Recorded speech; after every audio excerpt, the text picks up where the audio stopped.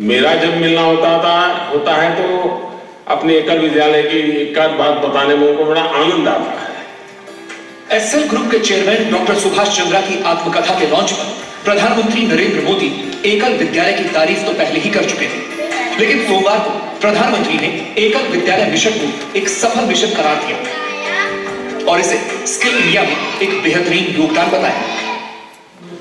So the primary goal of EKAL is to uplift the rural and tribal India. So we start with the, now this is the structure. You see the rural footprint there. So that's the number of people that are in the rural areas. So there is a good need that we need to reach out to these people and get them to the mainstream.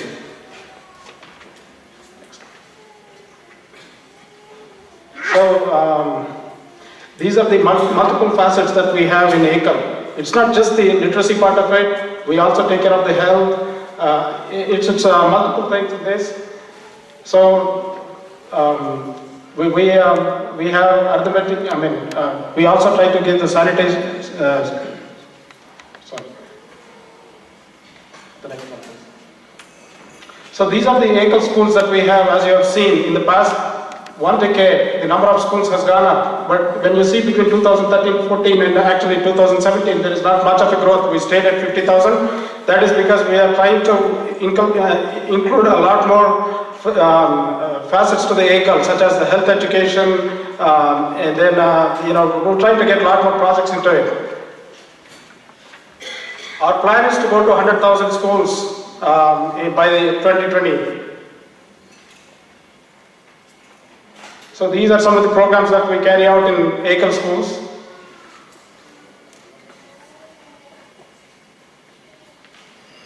So this is the computer education that we started 3 years ago. We got a van that is donated by one of the organizations, and now we've got multiple vans. And in the second facet, we're also going for GRCs, that is Grand Research Centers. Once they are given the primary education, there is no means for them to eat their livelihood. So to better them, we have also come up with Grand Resource Centers, and these Grand Resource Centers will give them the vocational training so that they can get some livelihood and stay within the villages, need not drift off to the cities, etc.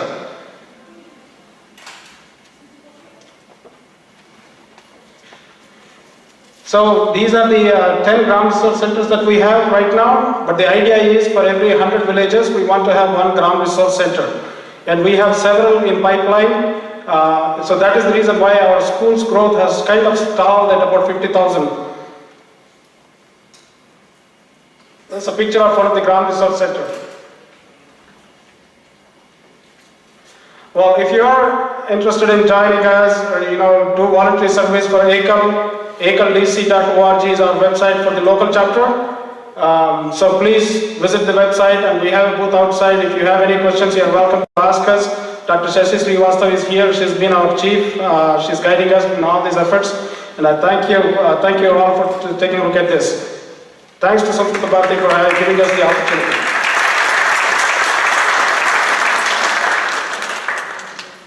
Thank you, Chanduji. The next presentation is by Dr. Suresh Gupta, representing the United Hindu Jain Temple.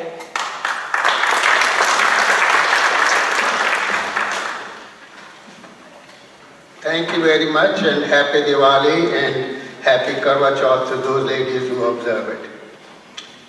I came to Washington, D.C. in 1968. When I came here, I had no kids, but when I had kids and they were growing up, we thought, how do we teach our children about Hinduism, about our culture, about our humanity? There were no temples then. We thought of building temples, and by 1995, we had about 8 or 10 temples. Then we started meeting. That's why we started an organization called United Hindu Jain Temples of Metropolitan Area. Now we have 18 temple organizations. The objective of United Hindu Jain Temples was to foster friendship and unity amongst various Hindu and Jain communities in and around Washington, D.C. And we felt that there is strength in unity. we also thought that we need to promote religious, cultural, and educational activities. Because we wanted to spread educational activities, we started taking part in trying to have or observe Diwali as a holiday in the school system, especially in Montgomery County. And I suggest that we all take Diwali as a holiday. That's the only way the school system will recognize that we observe our religion well and are able to teach them. Because of that, I have been always for 35 years keeping my office closed on Diwali. We have celebrated Diwali since then in Montgomery County, Governor's Mansion, and the White House. Since then, we have been celebrating Diwali Mela since 1995, and we have had hundreds and thousands of people attend Diwali Mela yearly. We are a collective group. We have a brochure that comes out every year, and we celebrate Diwali with culture program and have our religious activities there. In 1999, Southern Baptist Church, they published a booklet which was distributed to almost 50,000 Hindus and others in India. It says, Diwali, Festival of Lights, Prayer for Hindus. What does it say? The first paragraph says, 900,000 Hindus are living under the shadow of darkness. We had to fight that. We went to the Washington Post editorial board and they published a booklet or a piece called Strength in Unity, Season of Tolerance. We have done many other activities which you can see, I think, on the board. Asha ji has already shown me that my time is up. My only request to you is, start celebrating Diwali, take it as a holiday, and make sure that Diwali is celebrated all over US in the school system, and we are able to get a holiday for that day. Thank you very much.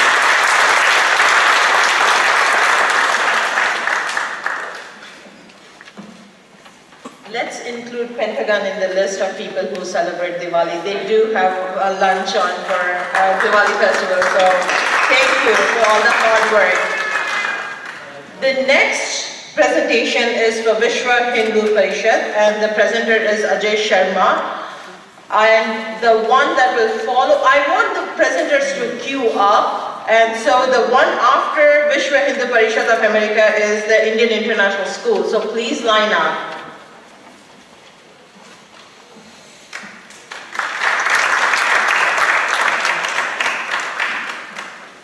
Hari Om and Jai Shri Ram to all the Indians present in the hall. I say Jai Shri Ram to Americans also, whether they are of Indian origin, non-Indian origin.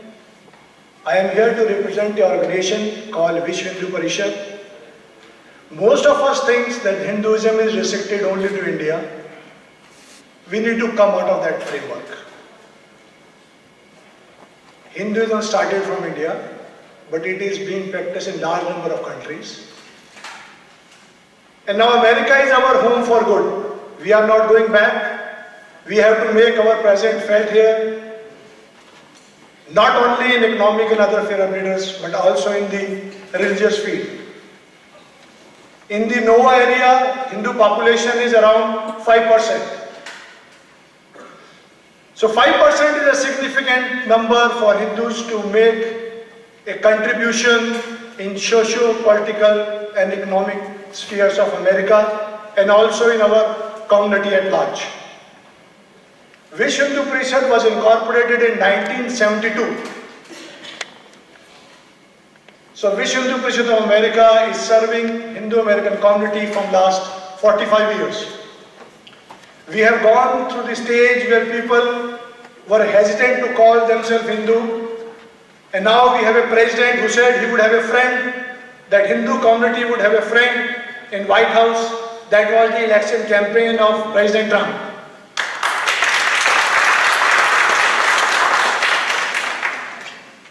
We should celebrate Diwali. This is a long-standing demand of Hindu community. Why we have not been able to get it officially recognized is that there not has been a coherent action and participation of the community at large. 5, 6, 10 organizations cannot do anything. Public had to participate at large. I would like to head toward the concluding part of this presentation. I have deviated from the presentation just to put my point precisely and clearly. I would appreciate if you can get in touch with us. In Virginia area, we are conducting many Hindu social and cultural activities. We are conducting Hindi classes in Germantown and also in Herndon area. We are conducting Garbha next week.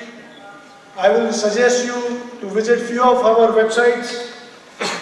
For Hindi, we have a hindiclasses.org for inculcating Hinduism in the next generation.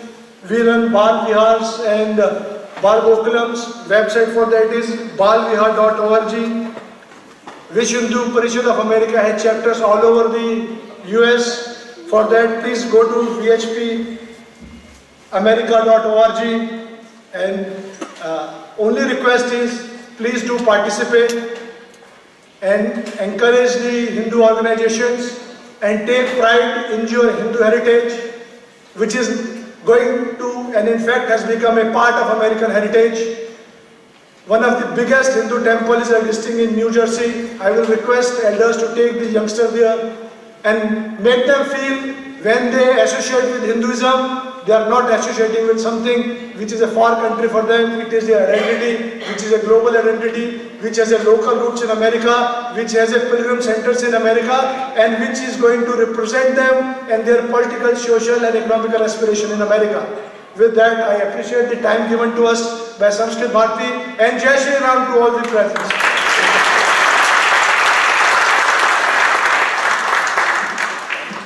That was a great presentation, and I think it is incumbent on all of us to represent Hinduism effectively and make sure that people do recognize what we stand for, that is peace and equality and inclusion. The next presenter is Mr. Dhananjay Kumar from India International School.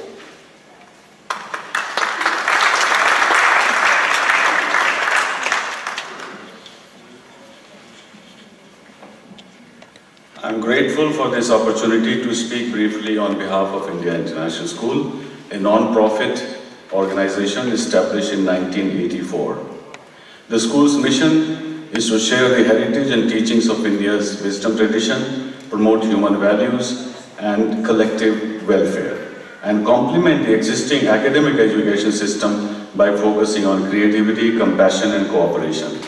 There are about 30 teachers and 100 classes per week in subjects including Hindustani classical, Carnatic, folk music, various musical instruments, Bharatanatyam, Kathak, Kuchipudi, Odissi, popular dances, Hindi and regional languages, yoga, meditation, history and philosophies of India. The school upholds the lofty ideal of unity in diversity rather than furthering diversity and fragmentation to challenge unity. It all started with my two kids joined by two kids of a friend. We thought it would be nice to teach our kids something about India's wisdom tradition, culture, music, language, etc. Starting with one teacher and my basement, we found other young parents with similar interests. Moving from one rental facility to another, the school grew to about 500 families now and owns its own facility in Chantilly, Virginia. Over the years, we realized that music, arts, dance are all creative and feminine qualities which complement the academic education in logic, math, science and technology, which deals with the material world outside. Hence, the original selfish interest turned out to be in harmony with the collective interest. This is an example of doing good by stealth. I take no credit for it. In fact, the experience has inspired me to explore further. In recent years, we are seeing a world in crisis and conflict. There are vested interests in poverty, exploitation, violence, hegemony, greed, crime against women and children, and destruction of the environment. Existing educational systems are based on a mindset which is highly stressful, competitive, standardized, and job-oriented. More attention is required in respect of self-awareness, individual potential, social ethics and responsibility, cooperation, compassion, and connection with nature where true knowledge resides. Children are the future of humanity, and child education is the only way to build a more intelligent, compassionate, and sustainable civilization. This recognition has motivated a small team of concerned scholars to take stock of all the science, psychology, global experience, and education policy and systems to develop a vision and conceptual framework for a wholesome and integrated education system, which we call Reform Education for a New World. We can make a detailed presentation on this another occasion. I urge this group to consider two specific ideas for collaboration with the school. That is, conduct free classes in Sanskrit at our facility in Chantilly and encourage the larger community to connect with the school to realize the real potential of our children. Thank you.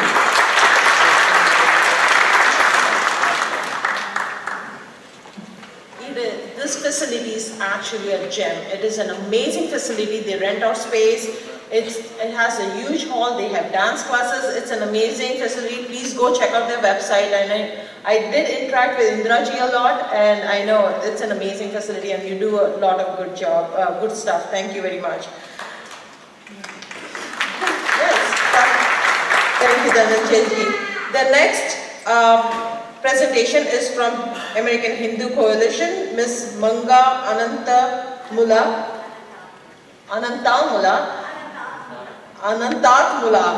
I'm getting a lesson right here, right now. Thank you very much, Amangaji. And I would like to welcome her. And the following presentation will be from Sanskrit Bharati. So, Mangaji, please. I should have known.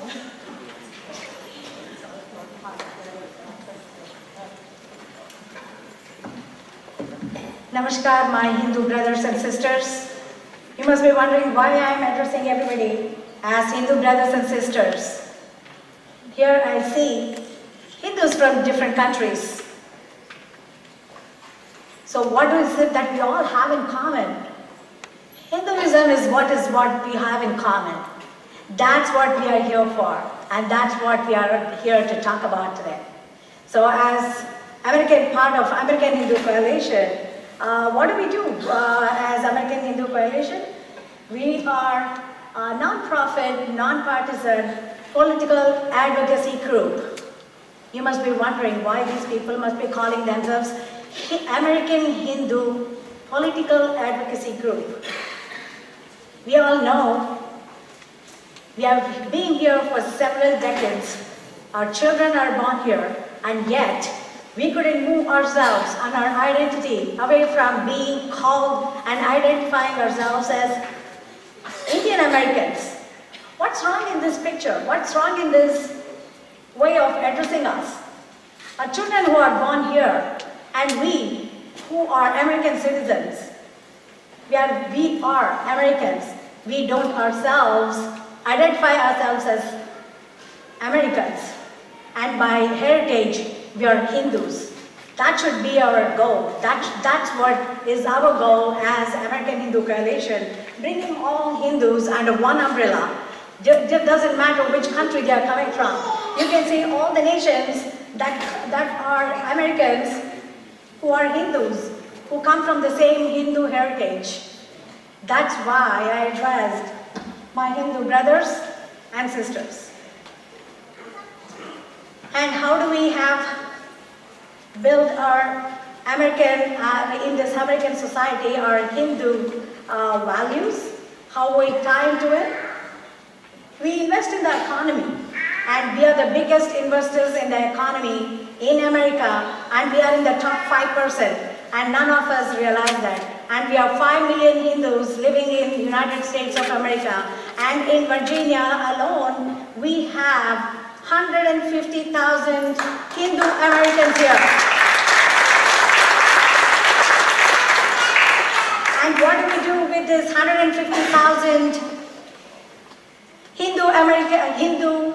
American Hindu population?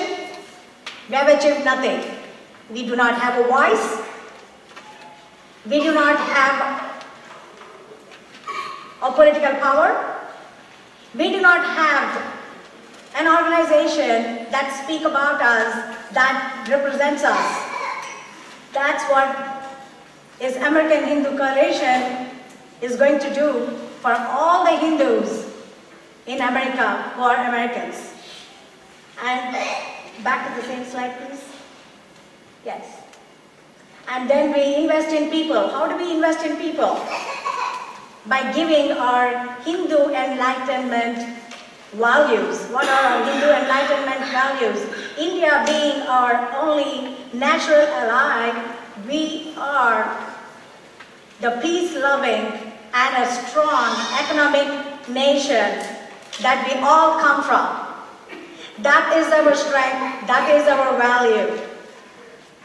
Our strength is being Hindu, and our values are Hindu values that are peace-loving and good values that we can inculcate into this society. And then we are here to also promote religious liberty. How many of us have really thought about or had the courage to say in the society that I am a Hindu?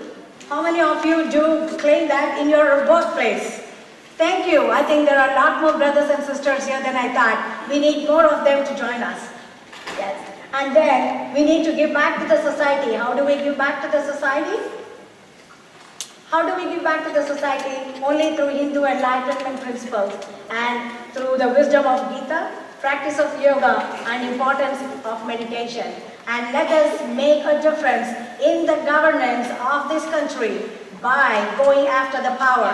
You don't have power, you don't have a stamp to say that we are legitimate. And we go after power, we establish ourselves as American Hindus, and then we go as power, and then we establish our Hindu values into the society and make this community a better community that we live in.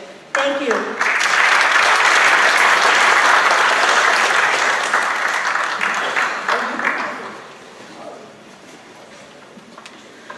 Thank you very much, Mangaji.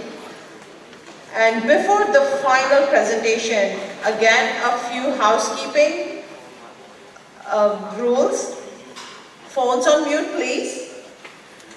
In the concern of time, for the sake of saving some time, we are going to have a panel who will curate the questions you have so that we will effectively get more questions answered.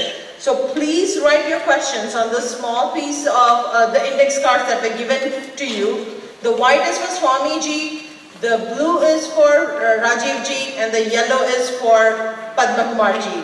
So please write your questions and hand it to our volunteers that are on the aisles. If you have donation checks, once again, Nadesh ji is sitting right here, please hand it to them. And last but not the least, I want to thank our timer, Ms. Asha ji. And with that, I would like to welcome Sanskrit Bharati. Following their presentation, we are transitioning into a workshop.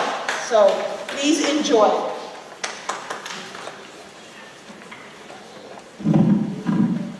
Namaste, Sarvesham Swagatam. So I'll talk a little bit about Sanskrit Bharati. Sanskrit Bharati was started in 1981. Sanskrit Bharati was started in 1981 by a group of very passionate young adults with the noble objective of rejuvenating Sanskritam and have dedicated their lives for the cause of Sanskritam.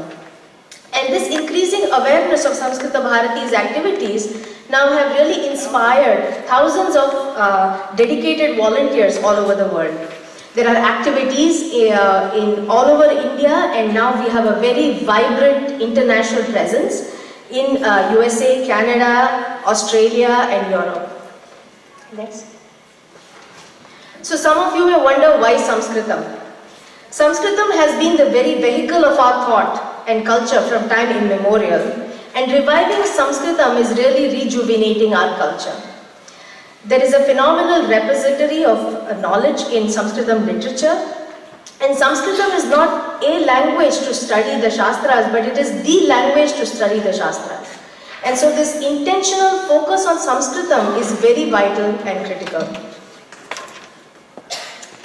The vision of popularizing Sanskritam is being done by taking Sanskritam to every person and home, with no barriers of caste or religion or region, and almost no cost to learning. We are building a Sanskritam speaking society. And so what is this doing? It is really enabling direct access to our scriptures, Bhagavad Gita, Ramayana, Shastras, without depending on incorrect or skewed translations that are there. Creating a vast base of teaching and learning material, generating contemporary literature in Sanskritam, and really introducing innovative methods to teach Sanskritam everywhere, schools, colleges, universities. The teaching methodology of Sanskrit Bharati is very unique, as some of you may have experienced being in the Sanskrit Bharati workshops and classes. Learners are provided an opportunity to immerse themselves in listening and speaking Sanskritam with a lot of other games, songs, skits, stories, and so really within a very short period of time, participants start speaking Sanskritam, which is very satisfying.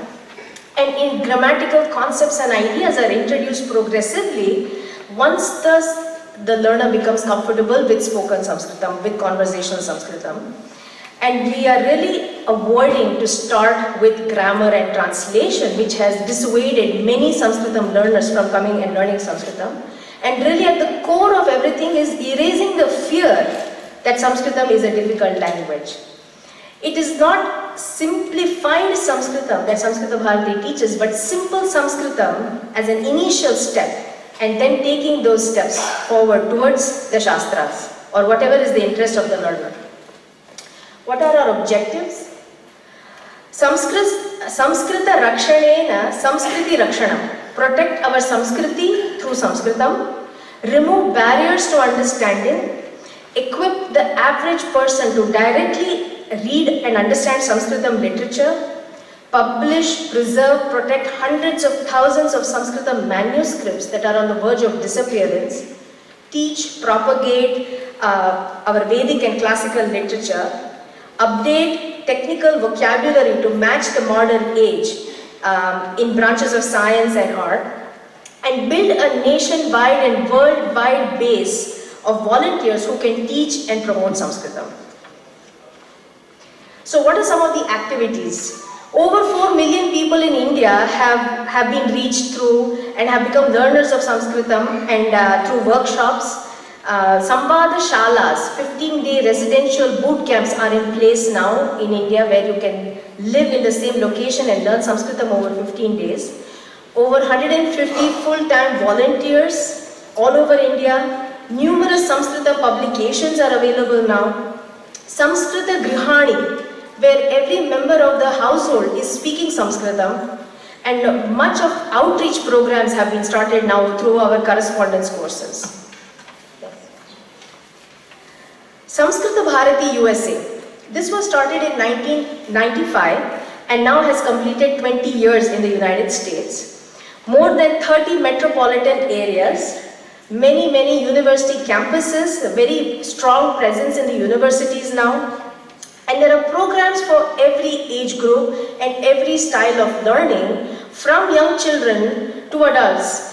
And a very systematic multi-year curriculum starting from simple conversation and then going all the way to Ramayana, Shakuntalam and our Shastras. So really each individual learner can create the path for Sanskritam learning as they wish, using all the resources that Sanskrit Bharati has to offer. Sanskritam teaching is happening in many ways, and so you can individualize your learning. There are distance learning programs, 4 levels of courses that lead to a certification. There are weekend workshops. Next.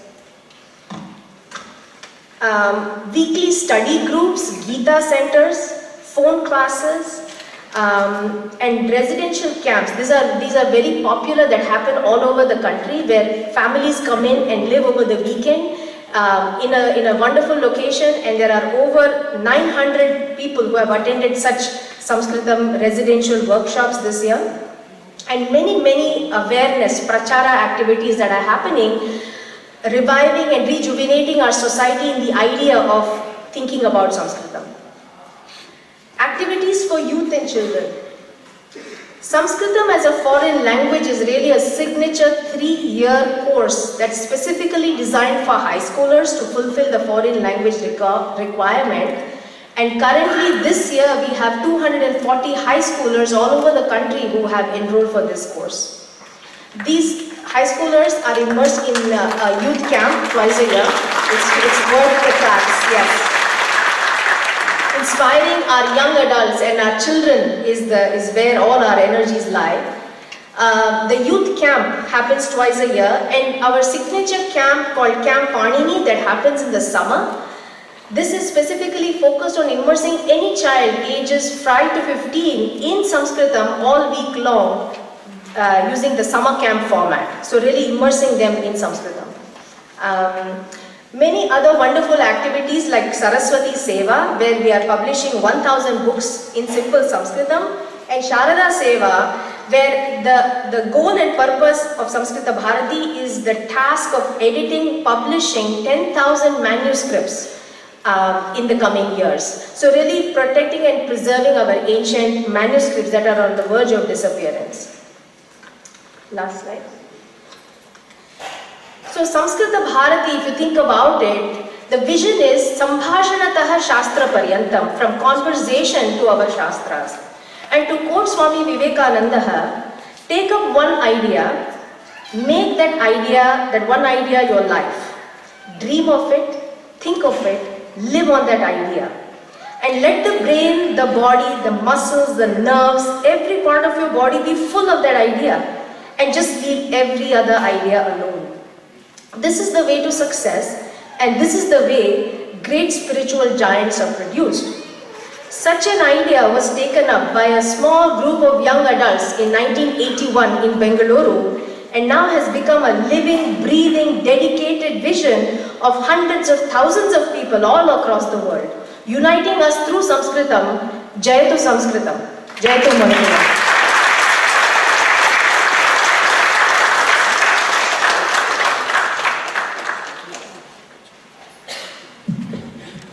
So one final conclusion note about that is the main idea behind Sanskrit, whatever activities you have seen on presented here, all those are possible because of one thing, that is the teaching methodology Sanskrit Bharati employs, which accelerates the pace at which you learn. So that is the main, what is called the flagship product of Sanskrit Bharati. Using that product, we have been able to do a bunch of other activities. At the core of this all is the teaching methodology. And this presentation normally would take about 45 minutes or an hour. And since we were like crunched for time, we just compressed it. But there is a lot more to discuss, especially with respect to the philosophy of Sanskrit Bharati. So I encourage you to talk to us wherever you see us. So we'll be more than happy to give you a lot more details about this. Now we'll go to the next part of the program, Sanskritam as a foreign language presentation by the actual SAFL students themselves.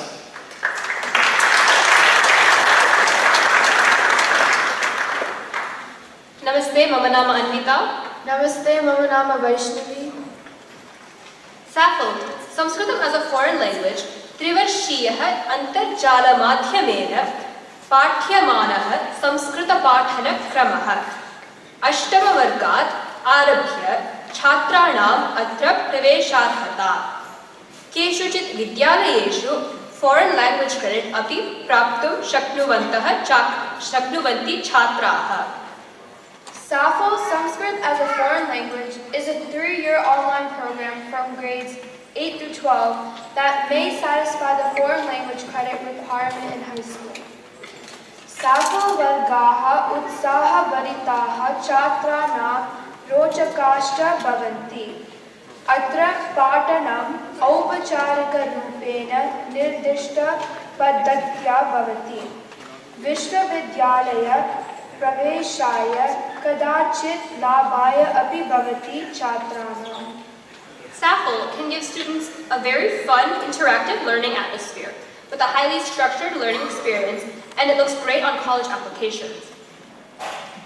SAFL vargeshu varshatrayam yavat sarvamapi samskrita madhyamena bhavati adhyanam. Atra sambhashanam pathanam lekhanadikam cha pathyate. Ete vargaha saptahikaha. Atra grihapataha parikshaha cha ityadayah bhavanti. During the 3 years of SAFL, everything is taught using the medium of Sanskritam.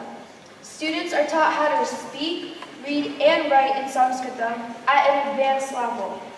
SAFL is a weekly interactive program where they give students weekly homework, quizzes, and exams, which are graded. Prativarsham Grishmakale Chhatranam Krite Avasiya Shibiramapi Bhavati. Shata Shibiram Purva Tate Prajna Shibiram Paschima Tate Bhavati. Chhatranam Maitri Vardhanartam Kalpate. SAFL provides a 2-summer residential immersion camps. They are called Shraddha on the East Coast and Prajna on the West Coast. These give us time to learn, bond, and have fun using Sanskritam. SAFL Samapya Chhatraha Sarala Shlokan Anuvadam Vina Avagantum Shaknuvanti. Laghu Prabandhan Likhitum Shaknuvanti.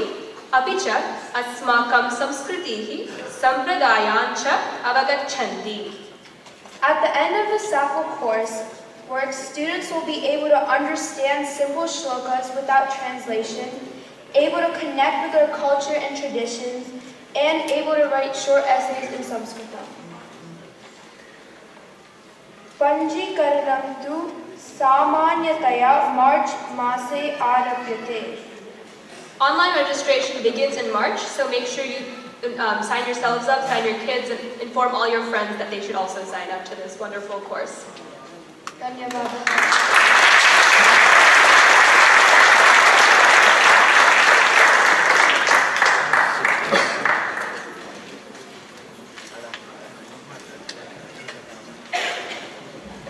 Dhanyavadah Sarvebhyah.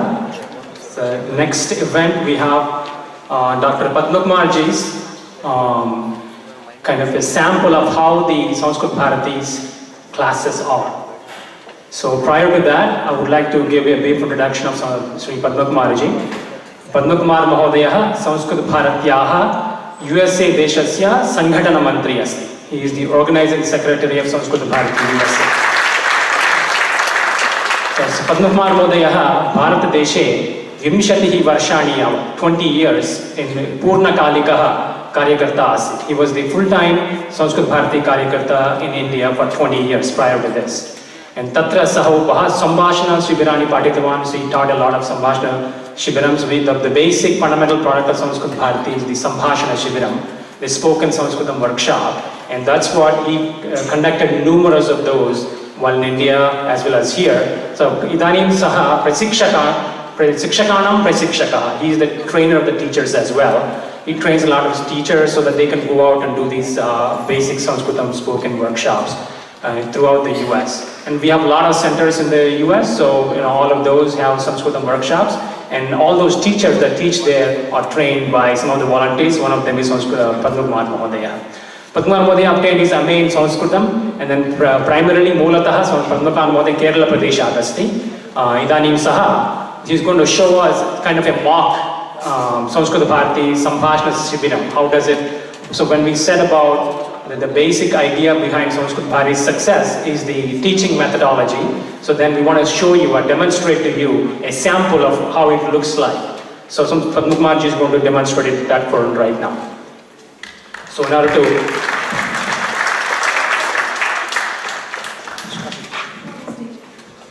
Idanim Tasmat Purvam Krupaya Purnima Bhagini Savitri Bhagini Atra Agachantu Krupaya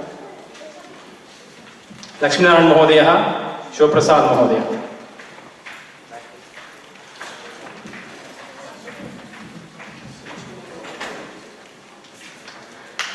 गणेशाय नमः, संसरस्वत्यै नमः, श्रीरामाय नमः। वयं class आरम्भं कुर्मः।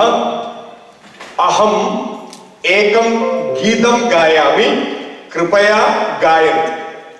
पठत संस्कृतम् उच्चैः, पठत संस्कृतम्, वदत संस्कृतम्, लसतु संस्कृतं चिरम्, गृहे गृहे च पुनरपि, गृहे गृहे च पुनरपि। मम नाम पद्मकुमारः, मम नाम पद्मकुमारः, मम नाम पद्मकुमारः। भवतः नाम किम्? बहु उत्तमं। भवतः नाम किम्? उत्तमं। भवतः नाम किम्? उत्तमं। सर्वे संस्कृतं जानाति। अस्माकमेकं मेण्टल् ब्लाक् अस्ति, अहं संस्कृतं न जानामि इति चिन्तयति। किन्तु सत्यं सर्वे भारतीयाः, विशिष्य सर्वे हिन्दुजनाः संस्कृतं जानन्ति। तेषां ब्लड् मध्ये, रक्ते रक्ते संस्कृतम् अस्ति। वयं तत् संस्कृतं किञ्चित् बहिः आनयामः। मम नाम पद्मकुमारः। भवतः नाम किम्? मम नाम लक्ष्मीनारायणः। उत्तमं। मम नाम पद्मकुमारः। भवतः नाम किम्? मम नाम शिवप्रसादः। उत्तमं। मम नाम पद्मकुमारः। भवतः नाम किम्? मम नाम चन्द्रमोहनः। उत्तमं। प्रथमपाठं समाप्तम्। इदानीं द्वितीयपाठं, सेकेण्ड् लेसन्। मम नाम पद्मकुमारः। भवत्याः नाम किम्? मम नाम सावित्री। उत्तमं। भवत्याः नाम किम्? मम नाम प्रसन्ना। उत्तमं। भवत्याः नाम किम्? मम नाम पूर्णिमा। भवत्याः नाम किम्? मम नाम प्रिया। भवत्याः नाम किम्? मम नाम अन्विता। उत्तमं। भवतः नाम किम्? भवत्याः नाम किम्? मम नाम अन्विता। भवतः नाम किम्? उत्तमं। भवतः नाम किम्? उत्तमं। भवत्याः नाम किम्? भवत्याः नाम किम्? भवत्याः नाम किम्? भवतः नाम किम्? उत्तमं। सेकेण्ड् लेसन् समाप्तं। द्वितीयपाठः समाप्तः। मम नाम पद्मकुमारः। भवतः नाम किम्? भवत्याः नाम किम्? सर्वे जानन्ति? आल्? उत्तमं। बहु सम्यक्। इदानीं मम नाम पद्मकुमारः।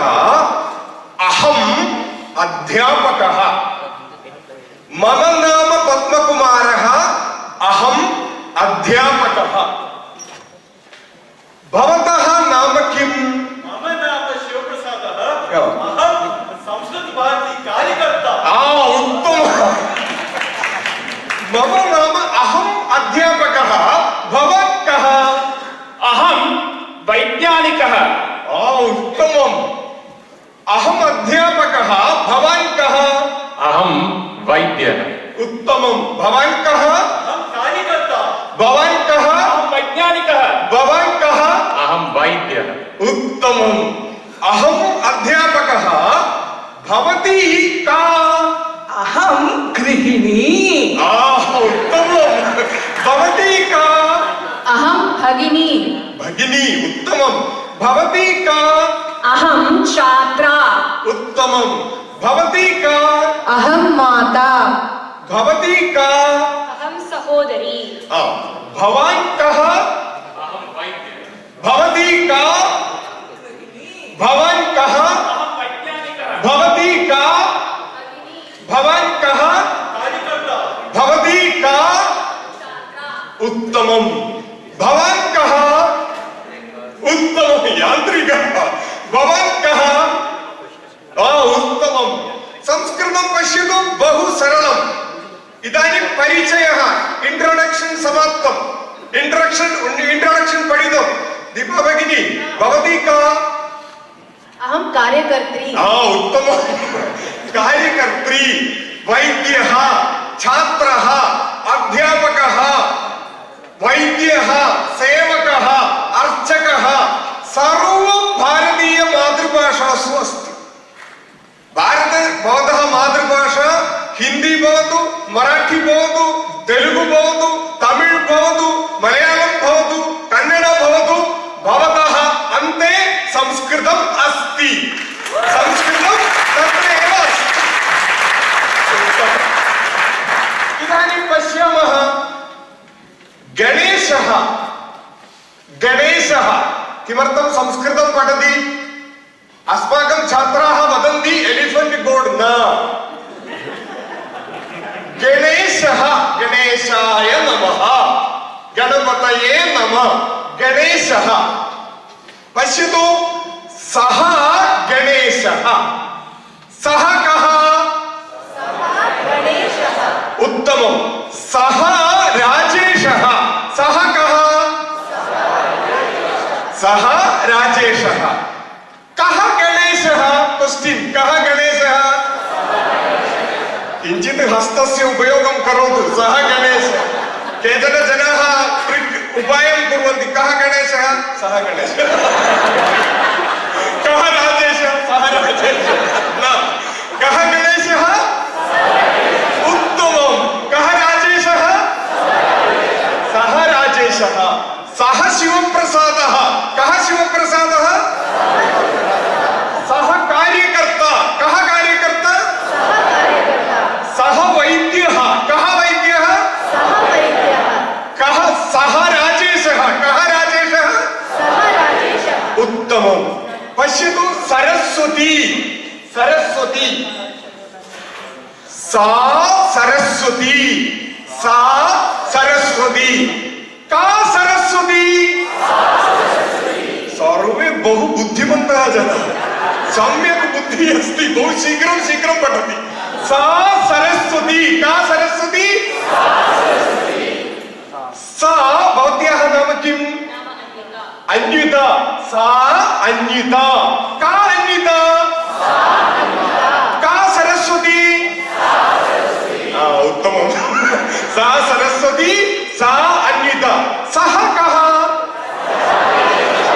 कः गणेशः कः राजेशः का सरस्वती का अन्विता विद्यालये स्कूल मध्ये हाफ इयर सिलेबस समाप्तम् पुल्लिङ्ग स्त्रीलिङ्ग सर्वं समाप्तम् इदानीं पश्यतु पुष्पं पुष्पम् अर्थं जानाति किल पुष्पं कः भारतीयः न जानाति पुष्पं पुष्पं पुष्पं तत् पुष्पं तत् पुष्पं तत् किम् चित्रं गणेशस्य चित्रं तत् चित्रं तत् किम् तत् पुष्पं तत् चित्रं तत् द्वारं प्रवेश समयः तत् द्वारं तत् किम् तत् किम् तत् पुष्पं तत् द्वारं द्वारं पुष्पं द्वारं पुष्पं किं पुष्पं किं द्वारं उत्तमं कः राजेशः का सरस्वती किं पुष्पं उत्तमं क्वश्चन निर्माणं करोतु क्वश्चन इदानीं सर्वे भवन्तः सर्वे अध्यापकाः टीचर्स् अहं स्टूडेंट क्वश्चन पृच्छतु अहम् उत्तरं वदामि सः राजेशः क्वश्चन निर्माणं करोतु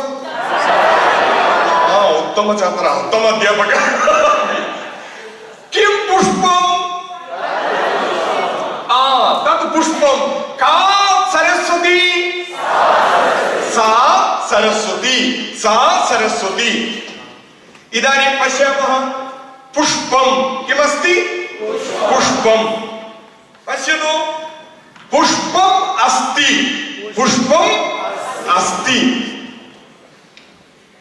पश्यतु पुष्पं पाठनमेव आवश्यकं वा सर्वं जानाति एव पुष्पं नास्ति अस्ति नास्ति अस्ति नास्ति शिवप्रसादः अस्ति वा नास्ति वा उत्तमं शिवप्रसादस्य मस्तकम् अस्ति वा नास्ति वा शिवप्रसादस्य बुद्धिः अस्ति वा नास्ति वा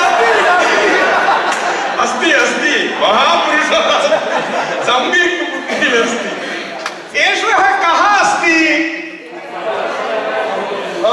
लक्ष्मीनारायणः अस्ति कः अस्ति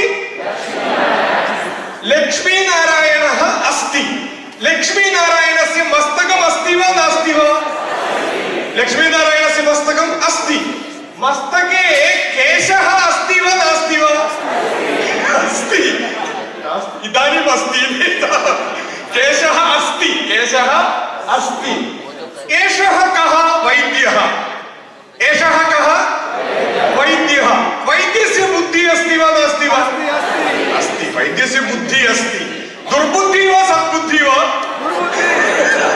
सद्बुद्धिः अस्ति उत्तमबुद्धिः अस्ति वैद्यस्य बुद्धिः अस्ति एषा गृहिणी एषा गृहिणी गृहिणी पाकं करोति वा न वा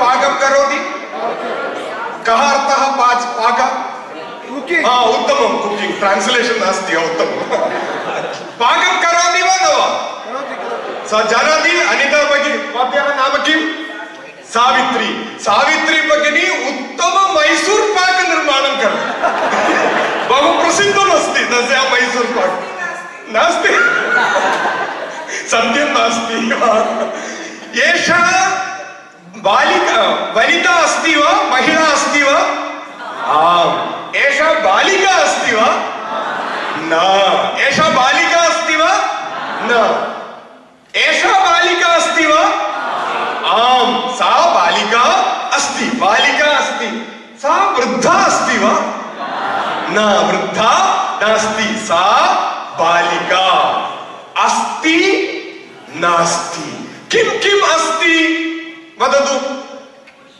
पुष्पम् अस्ति उत्तमं सरस्वती अस्ति उत्तमं वैद्यः अस्ति उत्तमं इन्शुरेन्स् कार्ड् नास्ति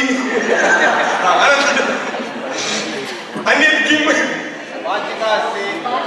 बालिका अस्ति बालकः अस्ति संस्कृतम् अस्ति वा नास्ति वा उत्तमं संस्कृतं सरलमस्ति वा कठिनमस्ति वा बहु सुन्दरं संस्कृतं सरलमस्ति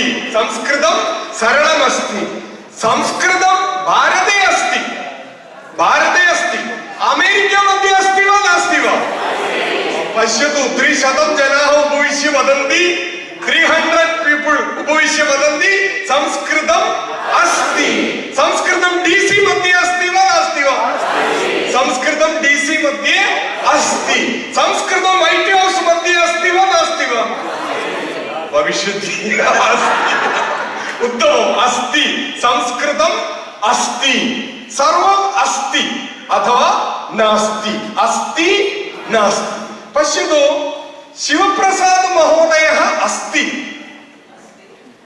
कुत्र अस्ति अत्र अस्ति किमस्ति अत्र शिवप्रसाद महोदयः कुत्र अस्ति राजेशः तत्र अस्ति राजेश कुत्र अस्ति राजेशः तत्र अस्ति शिवप्रसादः अत्र अस्ति अत्र तत्र अत्र तत्र अत्र तत्र अत्र वदतु अत्र तत्र अत्र तत्र अत्र अत्र अस्ति तत्र अस्ति शिवप्रसादः अत्र अस्ति राजेशः अत्र अस्ति नटेशन् महोदयः अत्र अस्ति दीपा भगिनी अत्र अस्ति, सर्वम् अत्र अस्ति, अथवा तत्र अस्ति, दूरे तत्र अस्ति। ओबामा महोदयः अत्र अस्ति वा नास्ति वा? अत्र नास्ति, तत्र अस्ति वा नास्ति वा? अत्रापि नास्ति, तत्रापि नास्ति। ओबामा नास्ति वा? अस्ति, अत्रापि नास्ति, तत्रापि नास्ति। कुत्र अस्ति? अन्यत्र अस्ति, somewhere else, अन्यत्र अस्ति। ओबामा कुत्र अस्ति? ट्रम्प कुत्र अस्ति? अन्यत्र अस्ति, सर्वे अन्यत्र। मोदी जी कुत्र अस्ति? नरेंद्र मोदी अन्यत्र अस्ति। भारते वा जपान् वा सर्वत्र प्रवासं करोति, अन्यत्र अस्ति। मोदी जी अन्यत्र अस्ति, ओबामा अन्यत्र अस्ति, राजेश महोदयः अत्र अस्ति, अत्र तत्र अन्यत्र। वायुः जानाति वा? वायुः जानाति वा? वायुः जानाति, अत्र अस्ति वा? आम्, यस् इति वदति। आम्, वायुः अत्र अस्ति वा? वायुः तत्र अस्ति वा? वायुः अन्यत्र अस्ति वा? वायुः कुत्र अस्ति? पंडितः, वायुः सर्वत्र अस्ति। वायुः कुत्र अस्ति? वायुः सर्वत्र अस्ति, वायुः सर्वत्र अस्ति। अत्र तत्र अन्यत्र सर्वत्र कुत्र? क्वश्चन् किमस्ति? कुत्र? इदानीं पश्यतु, अत्र तत्र अन्यत्र सर्वत्र कुत्र? किञ्चित् अभिनयं करोति? आं वा न वा?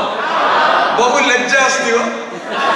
भारतीयजनानां यत्र लज्जा करणीया तत्र लज्जा नास्ति, यत्र लज्जा न करणीया तत्र सर्वत्र लज्जा। लज्जा मास्तु, अभिनयं करोतु।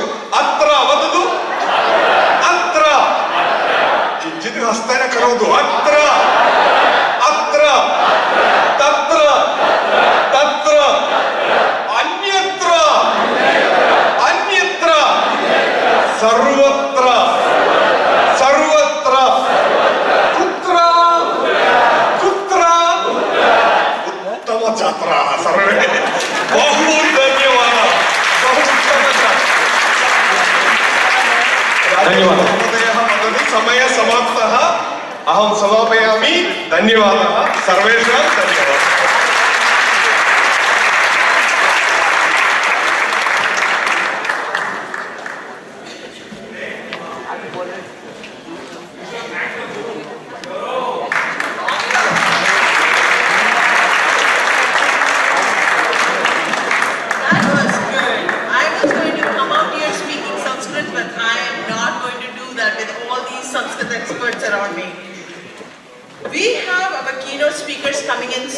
Before that, I have to make a few announcements.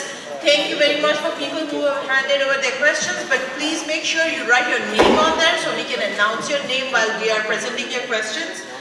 Other than that, we wanted to give you guys 5 to 7 minutes break before we start our keynote speeches, because it's going to be a stretch of 2 hours. But please, guys, before you leave the room, come back to your seats in 5 to 7 minutes. Just please do that so that we are not insulting our chief guests and guests of honors. Thank you.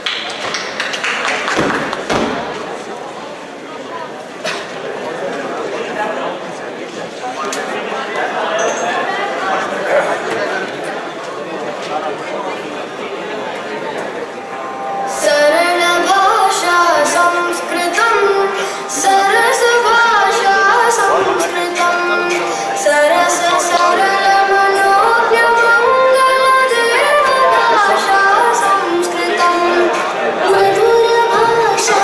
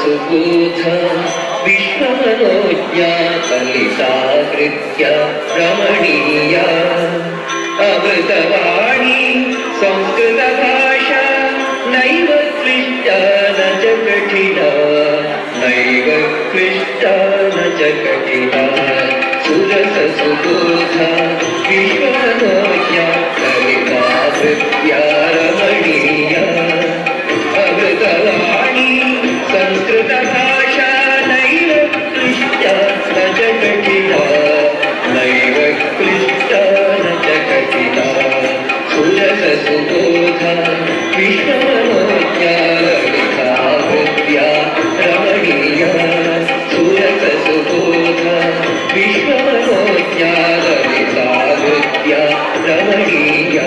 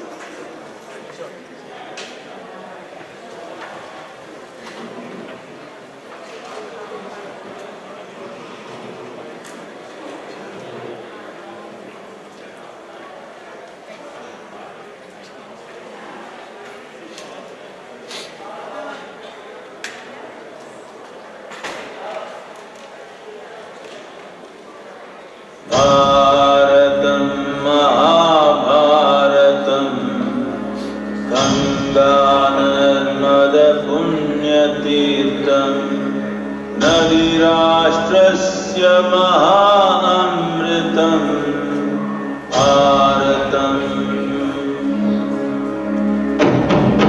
भारतं महाभारतं गङ्गानर्मदपुण्यतीर्थं सिन्धु सरस्वती कावेरी जीवनकारणभूतत्वं नदीराष्ट्रस्य महाअमृतं भारतम्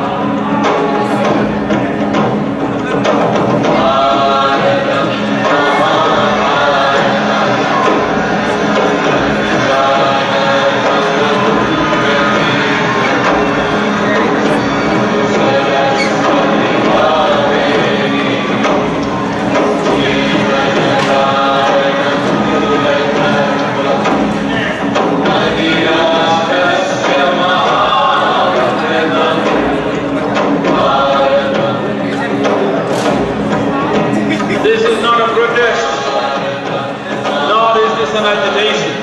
This is a campaign to raise awareness that our rivers are depleting. Everyone.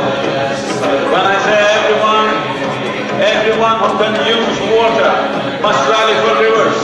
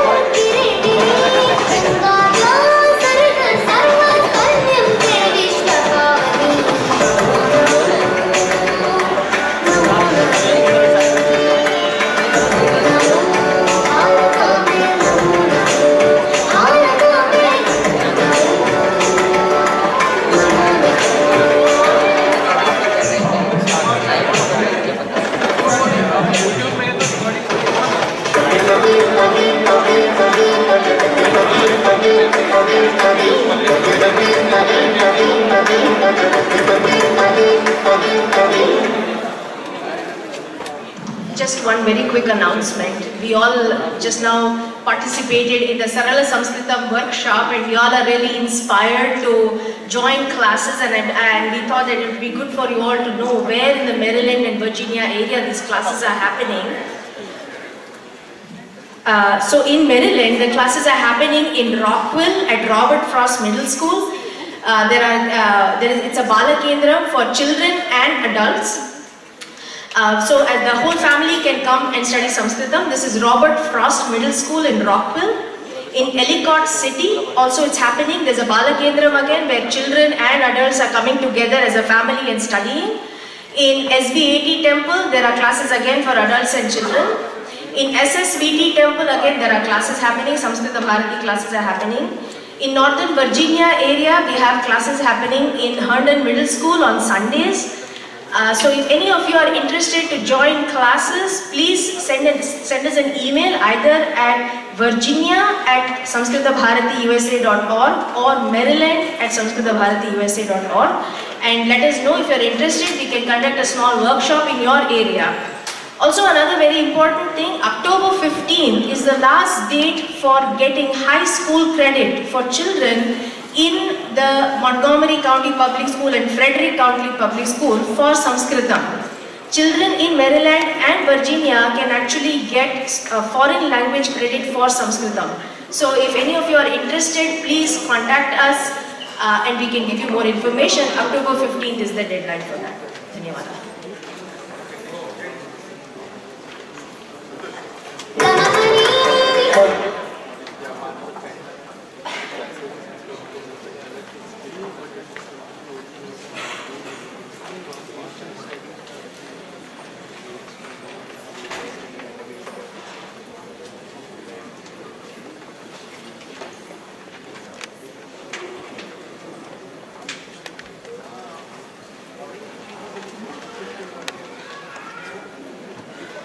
Good afternoon, everybody. As we are getting into the third module of our presentation today, I would request everybody who's in the hallway to come into the auditorium and take their seats, please.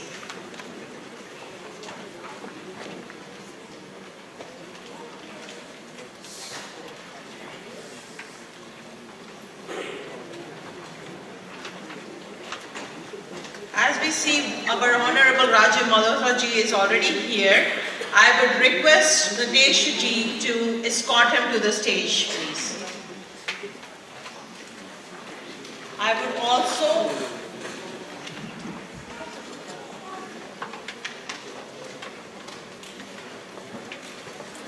there will be time to sign books, sir. If you guys can wait till later after the event is done. Come on, yeah.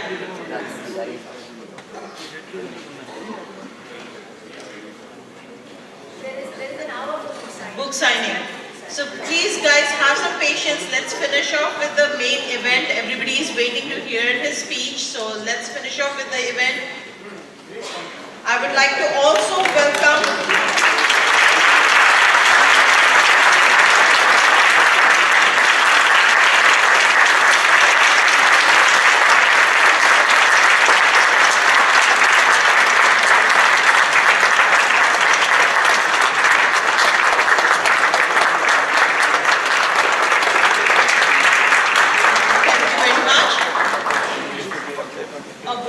Virginia or tri-state area welcome to Mr. Rajiv ji.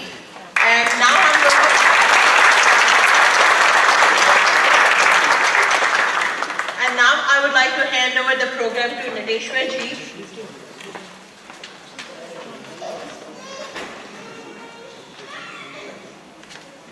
We are still waiting for Swamy ji, so we...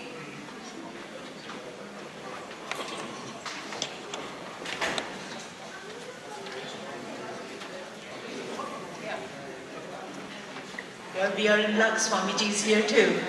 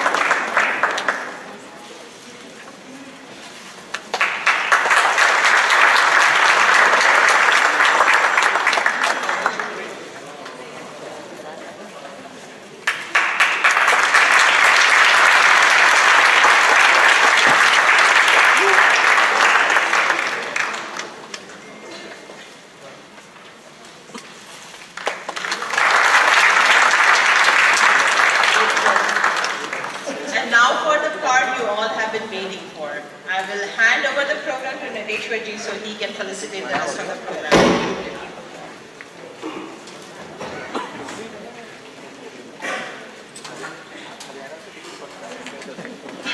Namaste, Tatra upastitah mahashayah Samskrita anuraginah Samskrita bandhavah श्रीमन्त्रे श्रीमध्यश्च पुनः भगवान् स्वागतमिति उक्त्वा आमन्त्रये नमो नमः। मम नाम नटेशः। My name is Nateshan Janakiraman. You are all very eager to listen to the guests, so I don't want to be in the middle of that. And my throat is also not helping me today. The title of this program is Hindu Unity Through Sanskritam.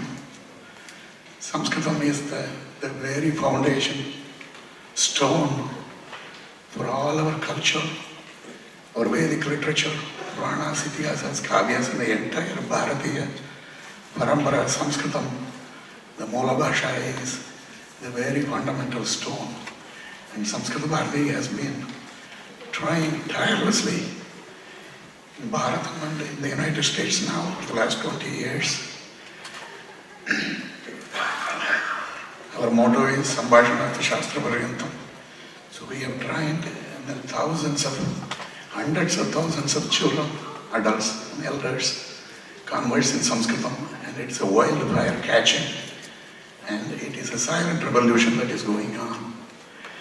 Now, Sanskrit Bharati, after 20 years in the United States, has decided to establish a Sanskrit Vidyapitham in the nation's capital, where eventually it will go into a center of excellence for Shastras and our culture and generating scholars, and will be a place for scholars from all over the world. That is our vision and dream. Please support for that cause. Sanskritam belongs to everybody, and it is the only link for continuing the culture of our generation here, the future generations. Jayatu Sanskritam, Vande Sanskritamataram, Namaste.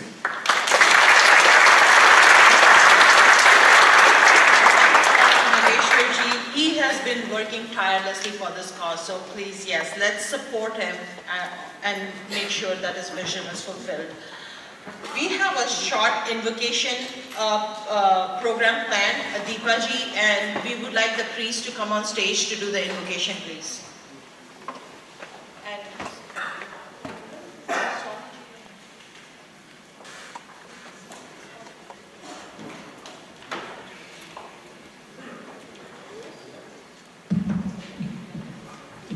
Jai Shrimanarayana. I would like to people, all of you stand once again.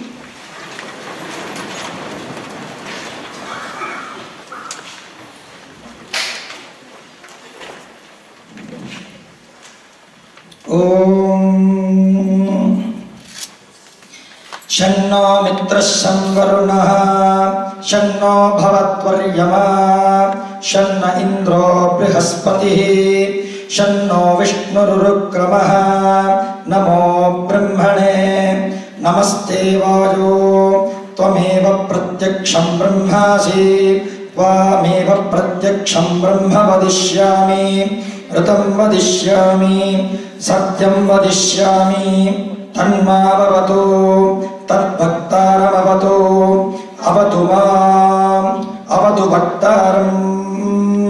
Om Shanti Shanti Shanti Sahana Bhavatu Sahano Bhunakto Sahaviryan Karavavahi Tejasvinavadi Tamastu Ma Vidvishavahi. Om Shanti Shanti Shanti Shanno Mitrasam Varunah Shanno Bhavatvaryama Shanna Indro Brihaspatihi Shanno Vishnurukramah Namo Brahmane Namaste Vayo Tvameva Pratyaksham Brahmasi Tvameva Pratyaksham Brahmavadisham Ritamavadisham Satyamavadisham Tanmavavid Tadbhaktaramavid Avid Mam Avid Bhaktaram. शांति शांति शांति तच्छंदोरावृणीमहे गातुं यज्ञाय गातुं यज्ञपतये दैवी स्वस्तिरस्तु नः स्वस्तिर्मानुषेभ्यः ऊर्ध्वं जिगातु भेषजं शन्नो अस्तु द्विपदे ॐ शान्ति शान्ति शान्तिः. Today we are going to present Lord Venkateshwara Swamy, Tirupati Balaji Swamy Anugraham for our honorable guest, Jai Shri Narayan.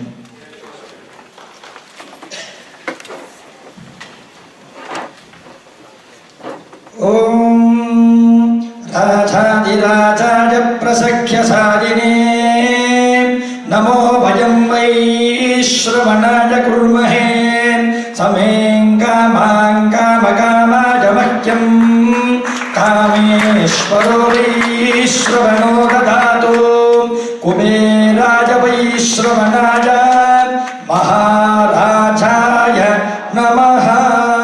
Aghalagille Nirajumen Alarmel Mankayulimarba Nigalil Bukharai Vulagamun Nudayai Yannayalvane Nigaliramarar Munikarangal Virumbum Tiruvengadatane Pugalam Nilladiye Punnadikil Amarundu Pugundere Shri Alarmel Manganayika Sameta Padmavati Nayika Sameta Shri Venkateshwara Swamy Tirupati Balaji Swamy Anugraham Rochano Rochamana Shobhana Shobhamana Kalyanaha Sarve Jana Sukhino Bhavanto Samasta Sanmangalani Santo Uttaro Uttarabhivardhirasto.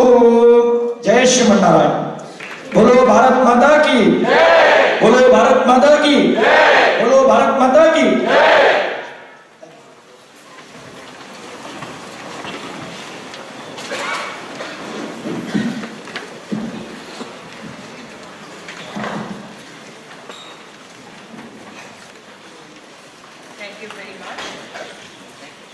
Once again, a reminder to write your questions on the index cards. Please pass it on to your neighbors. We have Manas and Parishchits standing in the aisles. Manas, wave your hand so people know who you are. Manas and Parishchit. Parishchit is right here. So pass your questions on to them. Remember to write your names on the index cards. Next, I would like to invite our very young Sanskrit students, Abhirama and Anjana, to the stage. Please give them a warm welcome.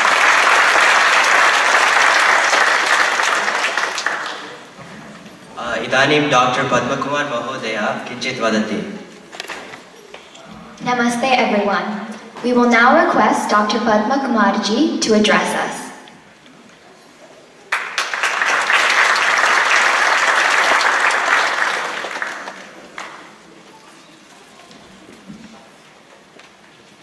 वेदिकायाम् उपविष्टवतां ज्येष्ठानां पुरतः राजीव महोदयः तथा सुब्रह्मण्य स्वामी महोदयः तेषां पुरतः सविनयं प्रणम्य मम पुरतः विद्यमानानां सर्वेषां संस्कृत अनुरागिणां पुरतः सविनयं प्रणम्य कानिचन वचनानि संस्कृतेन वक्तुम् अहमिच्छामि. यदा इदानीं संस्कृत वर्कशॉप आसीत् किञ्चित् पूर्वं तस्य परीक्षा अस्ति इदानीं. सर्वे संस्कृतं पठितवन्तः वा न वा इति वयं परीक्षां कुर्मः. अहं संस्कृतेन वदामि वा आङ्ग्लेयभाषायां वदामि वा? उत्तमं, बहु उत्तमछात्राः, बहु सम्यक्.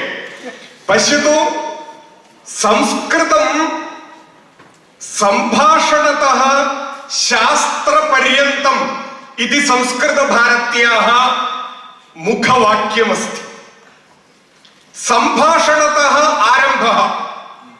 अस्माकं लक्ष्यमस्ति हिमालयस्य उत्तुङ्गशृङ्गे कैलासपर्वते गौरीशिखरे विद्यमान शिव पार्वती तेषां दर्शनं वागर्थाविव सम्पृक्तौ वागर्थ प्रतिपत्तये जगत पितरौ वन्दे पार्वती परमेश्वरौ तादृशानां समीपं गन्तव्यम् इति लक्ष्यम् किन्तु मोक्षमस्ति मम लक्ष्यम् प्रथमपादम् अहं गौरीशिखरे स्थापयितुं न शक्नोमि प्रथमपादं कुत्र स्थापयेत् 30 वर्षेभ्यः पूर्वं 30 वर्षेभ्यः पूर्वं संस्कृतभारत्याः केचन युवकाः बेंगलूरु नगरे ते एक निश्चयं स्वीकृतवन्तः तेषां जीवनं संस्कृतार्थं समर्पणं कृतवन्तः तेषाम् एक स्वप्नमासीत् हिमालयस्य उत्तुङ्गशृङ्गे एकः स्थित्वा भवतः नाम किम् इति पृच्छति चेत् समस्त भारतम् एककण्ठेन ऐक्यकण्ठेन मम नाम इति वदति तादृशः एकः कालः आगमिष्यति पश्यतु इदानीं किम् अहं वदामि केवलं भारतं प्रति न विश्वं प्रति पृच्छतु एतत् मेलनं कुत्र चलति अमेरिकायाः राजधान्यां DC प्रदेशे वयम् एक संस्कृत राष्ट्रम् एकं भारतं वयं सृष्टवन्तः वयं भारतीयाः यत्र यत्र वयं गच्छामः वयं हिन्दुजनाः यत्र यत्र वयं गच्छामः हिन्दु संस्कृतिः भारतीय संस्कृतिः अस्माकं मुखद्वारा अस्माकं भाषणद्वारा अस्माकं हृदयद्वारा अस्माकं समर्पणद्वारा अस्माकं त्यागद्वारा वयं सर्वत्र प्रसारयामः सः एव अस्माकं शीलः वयम् अन्येषां राष्ट्राणाम् उपरि गत्वा आक्रमणं कृत्वा तान् अस्मान् कर्तुं वयं न इच्छामः यदा भारतस्य दक्षिणकोणे जन्म प्राप्तवान् शङ्कराचार्य भगवत्पादः पादाभ्यां समग्र भारतम् अटित्वा तस्य वादमुखेन तस्य संस्कृत पाण्डित्येन तस्य शास्त्र पाण्डित्येन समग्र जनानपि हिन्दू संस्कृतेः वैदिक संस्कृतेः अधीने सः आनीतवान् तस्य बुद्धि उपयुज्य अस्मिन् समये अपि विश्वे एक बौद्धिक युद्धं चलति केवलम् आयुधं स्वीकृत्य युद्धं न एक बौद्धिक युद्धं चलति अस्मिन् बौद्धिक युद्धे वयं संस्कृतज्ञाः वयं संस्कृत भारत्याः कार्यकर्तारः वयं सर्वेपि हिन्दवः वयं सर्वेपि भारतीयाः मिलित्वा लोकस्य शान्ति निमित्तं लोके आनन्दमय जीवनार्थं यत् आवश्यकं वयं तद् दातुं शक्नुमः तस्य अनुकूलवायुः इदानीं मन्दं मन्दम् अस्माकं भारतदेशतः इदानीं वाति समग्र विश्वे सा वायु सुगन्धस्य सन्तोषस्य आनन्दस्य एक प्रसारः आनयति तदर्थमेव इदानीम् एतत् कार्यम् एषा सभा तदर्थमेव अत्र चलति वयं जानीमः अस्माकं संस्कृतभारत्याः अथवा अन्य हिन्दू संघटनस्य कार्यकर्तॄणाम् एकं स्वप्नमस्ति अमेरिकायाः राजधान्याम् एकं संस्कृत संस्कृति भवनं भवेत् वयं सर्वे तदर्थमेव प्रयत्नं कुर्मः वयं जानीमः संस्कृतभारत्याः कार्यकर्तारः भवननिर्माणं प्रथमं फस्ट् भवननिर्माणम् इष्टिकाम् उपयुज्य न अस्माकम् एकं गीतमस्ति इष्टिकां विना मृत्तिकां विना रचयेम संस्कृत भवनं कुत्र शिशुबालानां मृदु वदने युव युवतीनां मञ्जु भाषणे वृद्ध गुरूणां वत्सल हृदये वयं संस्कृत भवनस्य निर्माणम् इदानीम् अत्र कृतवन्तः वयं कृतवन्तः इति कारणेन वयं चिन्तयामः इदानीम् एकं भवनं तस्य प्रतीकरूपेण यदा वैट् हौस् अस्ति तादृशम् एकं भारतीयं भवनं एक भारतीय संस्कृतेः भवनं विश्वे सर्वत्र सर्वे जानीयुः तादृश नलन्दा तक्षशिला सदृश एक संस्कृत यूनिवर्सिटी एक संस्कृत कलाचारस्य एक प्रचारं करोति तादृश एक यूनिवर्सिटी अत्र निर्माणं करणीयम् इति अस्माकम् इच्छा अस्ति। तस्याः इच्छायाः प्रथम सोपानमस्ति फस्ट् स्टेप् अस्ति एतत् संस्कृत भवनं। तस्मिन् कार्यक्रमे अस्माकं सहायं कर्तुं भारते अद्य बहु प्रसिद्धाः एते राजीव महोदयः अपि सुब्रह्मण्यन स्वामी महोदयः अपि क्षेत्रद्वये निरन्तरं हिन्दू संस्कृतेः रक्षणाय कार्यं कुर्वन्तः सन्ति। अस्माभिः सह एतादृश कार्यकर्तारः अपि आगच्छन्ति।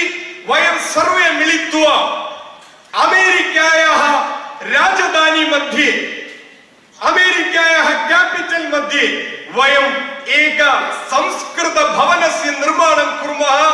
कथं तद् भवनस्य निर्माणं करणीयम् इति वयम् इदानीं द्वित्रिवाक्यैः अहम् उक्त्वा अहं समापयामि। तमिळ् साहित्ये एक प्रसिद्धः एकः अस्ति पूशलार् नयनार् इति। पूशलार् नयनार् एक मन्दिरस्य निर्माणं कृतवान्। सः तस्य ग्रामे यत् मन्दिरमस्ति तत्र यदा सः गतवान् मन्दिरं बहु पुरातनमस्ति। शिवः तादृश मन्दिरे अस्ति। तस्य मनसि अत्यन्त दुःखम् अभवत्, अत्यन्त कष्टम् अभवत्। सः चिन्तितवान् एक नूतन मन्दिरस्य निर्माणं करणीयम्। हिन्दुत्वस्य अभिमानस्य विषयः एषः।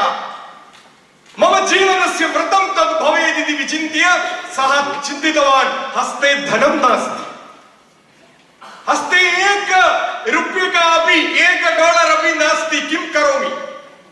सः चिन्तितवान् अहं करिष्यामि एव। सः ततः गत्वा गृहे उपविश्य ध्यानमग्नः भूत्वा तस्य अन्तरङ्गे तस्य हृदये सः एकं सुन्दरं मन्दिरं निर्माणं कृतवान्। अतिसुन्दर मन्दिरं। प्रतिदिनम् इष्टिकां स्थापयति अथवा जलं स्थापयति, वज्रचूर्णं स्थापयति, यत् यत् स्थापनीयं सुन्दररीत्या सः एक बृहत् मन्दिरस्य निर्माणं कृतवान्। तदा सः निश्चयं कृतवान् कदा अस्मिन् मन्दिरे ईश्वरस्य प्रतिष्ठां कस्मिन् दिने अहं करोमि। सः पञ्चाङ्गं दृष्ट्वा दिनस्य निश्चयं कृतवान् उत्तमदिने तत्र अहं प्रतिष्ठां करोमि इति। विधिवैपरीत्यात् सः निश्चयं कृतवान्। तस्मिन्नेव दिने तस्य राज्यस्य महाराजा सः अपि एक मन्दिरनिर्माणं कृतवान्। सः मनसि न, सः बहिः मन्दिरनिर्माणं कृतवान्। तस्य मन्दिरस्य अपि प्रतिष्ठा तस्मिन् दिने एव अस्ति। ज्योतिष्कः यदा उपविश्य समयं पश्यति कदापि समयः न मिलति। यस्मिन् दिने करणीयमिति चिन्तितवान्, यस्मिन् शुभमुहूर्ते करणीयमिति चिन्तितवान्, तस्मिन् समये भगवान् शिवः तत्र न आगच्छति इति वार्ता। सः चिन्तयति किम् एतत्? तदानीं जनाः विचार्य उक्तवन्तः, ज्योतिष्कः विचार्य उक्तवान् एकस्मिन् ग्रामे तमिळ्नाडु राज्ये अत्यन्त एक कुग्रामे पूशलार् नयनार् इति एकः एक मन्दिरस्य निर्माणं करोति। तत्रापि समान समये अस्ति प्रतिष्ठा। तस्मात् भगवान् तत्र गच्छति। एषः चिन्तितवान् एवं चेत् अत्यन्तम् उत्तमं तद् मन्दिरं मया द्रष्टव्यम् इति विचिन्त्य सः तत्र गतवान्, ग्रामं गतवान्। ग्रामे सर्वत्र अन्वेषणं करोति, किन्तु कुत्रापि कोऽपि मन्दिरस्य निर्माणं न करोति। अन्ततो गत्वा जनाः उक्तवन्तः तस्मिन् ग्रामे एक कुटीरे एकः भक्तः उपविश्य ध्यानं कुर्वन् अस्ति, तस्य नाम एव पूशलार् नयनार्। भवान् तत्र गत्वा पृच्छतु। सः तत्र गत्वा पृष्टवान्। तदानीं सः पूशलार् नयनार् बहु कार्ये व्यस्तः अस्ति। कारणं श्वः भगवान् आगमिष्यति, श्वः शिवः आगमिष्यति। तस्य स्वीकरणाय, तस्य प्रतिष्ठां कर्तुं सः सर्वाणि कार्याणि कुर्वन् आसीत्। तन्मध्ये राजा गत्वा उक्तवान्, अहम् एतस्य राज्यस्य महाराजा अस्मि, अहम् एतत् भवतः मन्दिरं द्रष्टुम् आगतवान्। तदा सः उक्तवान्, मन्दिरं मम अन्तः अस्ति, मन्दिरं मम हृदये अस्ति, मन्दिरं मयि अस्ति। सप्तमी विभक्ति संस्कृतभाषायां मयि मयि मन्दिरमस्ति इति उक्तवान्। तस्मिन् समये सः अद्भुतस्तब्धः अभवत्। राजा किं कृतवान् इत्युक्ते समग्रं धनं दत्त्वा एकं सुन्दरं मन्दिरम् अधुनापि वयं द्रष्टुं शक्नुमः, तस्मिन् ग्रामे पूजलार नयनार नाम्नि निर्माणं कृत्वा दत्तवान्। संस्कृतभारतीयाः अथवा हिन्दू संघटनस्य सर्वेषां कार्यकर्तॄणां हृदये, सर्वेषां अन्तरङ्गे 20 वर्षेभ्यः पूर्वं 20 years back वयम् एक मन्दिरस्य, एक संस्कृत भवनस्य, एक सांस्कृतिक भवनस्य वयं निर्माणं कृतवन्तः। अनतिविदूरकाले अस्माकं नेत्रयोः पुरतः एव वयं तं मन्दिरं, तादृशी एकां पाठशालां, सरस्वत्याः पूजा, भारतमातुः पूजा यत्र भविष्यति तादृश निरन्तर सक्रिय एक पाठशाला, निरन्तर सक्रिय एक मन्दिरं, कुतः वेदध्वनिः पुनः आगच्छेत्, कुतः संस्कृत सम्भाषणं पुनः आगच्छेत्, कुत्र भगवद्गीतायाः, महाभारतस्य, रामायणस्य शास्त्राणाम्, इतिहासानां, पुराणानां पाठनं निरन्तरं भवति। तादृश एकं भवनं वयं अमेरिकायाः तलस्थाननगरी मध्ये, कैपिटल मध्ये, राजधान्यां वयं निर्माणं कुर्मः। तदर्थं सर्वेषाम् अनुग्रहः आवश्यकः, सर्वेषाम् आदरः आवश्यकः, सर्वेषां साहाय्यम् आवश्यकं, सर्वेषां प्रार्थना आवश्यकी, न केवलं पर्याप्तं, सर्वेषाम् अश्रान्त परिश्रमः स्यात्। अस्माकम् आवश्यकता तेषामेव सक्रिय कार्यकर्तारः, न केवलं कार्यकर्तारः, सक्रिय कार्यकर्तारः आवश्यकाः। विवेकानन्द स्वामिनः 150 years पूर्वं पृष्टवान्, 10 जनान् मम कृते ददातु, ओन्ली 10, अहं समग्र विश्वस्य परिवर्तनं कृत्वा प्रदर्शयामि। तस्य परम्परायां जन्म प्राप्तवन्तः वयं, आर्ष परम्परायां जन्म प्राप्तवन्तः वयं, मुनीनां परम्परायां जन्म प्राप्तवन्तः वयं, वेद परम्परायां जन्म प्राप्तवन्तः वयं। किमर्थम् अद्य भिक्षाटनं कुर्मः? वयं केवलमेक विवेकानन्दः आगत्य समग्र अमेरिका राज्यस्य एक चालनं कृत्वा गतवान्। लक्षशः हिन्दुजनाः अत्र सन्ति इति वयं पूर्वं दृष्टवन्तः। लक्षशः भारतीयाः अमेरिकायाः कोणे कोणे उत्तम स्थानेषु वयम् उपविशामः। अस्माकं जीवने अस्माभिः किमपि करणीयं नास्ति वा? अस्माभिः किमपि परिवर्तनम् आनेतव्यं नास्ति वा? मम जीवनेन अहं 10 जनानां हृदये, 10 जनानां मस्तके केवलं न संस्कृतम् आनयामि। 10 जनानां मस्तके संस्कृतम् आगच्छति चेत् केवलम् अहङ्कारः भवति। अहं जानामि अहङ्कारस्य सृष्टिः न, विनयः, विद्या ददाति विनयः। वयं पठितवन्तः तादृश सामान्यानां मध्ये, कृषकाणां मध्ये, व्यापारिजनानां मध्ये, गृहस्थानां मध्ये, मातॄणां मध्ये, बालकबालिकानां मध्ये सर्वत्र संस्कृतभारती कार्यं करोति। वृथा न वदामि अहं। बालकानां मध्ये बालकेन्द्रं चालयति, युवकानां मध्ये साफल् कार्यक्रमः चलति, प्रौढानां मध्ये अनेक भिन्न भिन्न वर्गाः चलन्ति। तत्र सर्वत्र वयं सर्वे गत्वा संस्कृतं पठित्वा भारतस्य यथार्थ अम्बासिडर् वयं भवामः। संस्कृतेः प्रवाहः, भारतसंस्कृतेः प्रचारः अस्माकं पक्षतः भवतु, अस्माकं हृदयतः तादृशी अग्निः आगच्छति, अस्माकं मुखतः तादृशानि वाक्यानि आगच्छेत्, समग्रविश्वस्य परिवर्तनं करणीयं। कृण्वन्तो विश्वमार्यं, लोका समस्ता सुखिनो भवन्तु। ओम शांति शांति शांतिः इति अस्माभिः करणीयम् इति सम्प्रार्थ्य अहं विरमामि। विरामात् पूर्वम् एकनिमेषः संस्कृतभारती, वयं जानीमः राजीव महोदयः भिन्न भिन्न नूतन पुस्तकानि संस्कृतार्थं लिखन् सः प्रकाशनं कुर्वन् अस्ति, बहु उत्तम कार्यं करोति। संस्कृत भारती अपि लघु लघु प्रयत्नं करोति। वयम् अद्य पर्यन्तं 400 पुस्तकानि संस्कृत पठनार्थं प्रकाशितवन्तः। इदानीम् एक लघु पुस्तकं बालकानां कृते, विशिष्य किमर्थम् इति वदामि।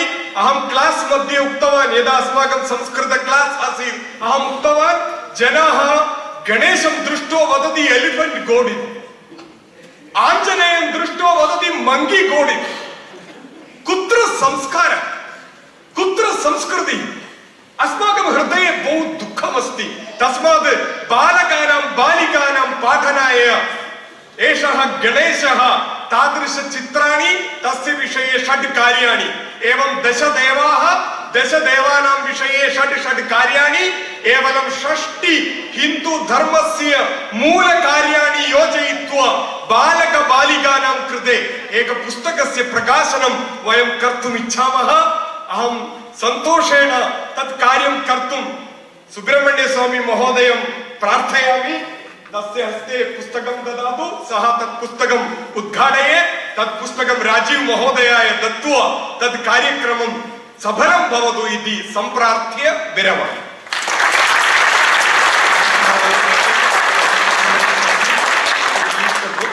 And present the first copy to Rajiv Malhotra.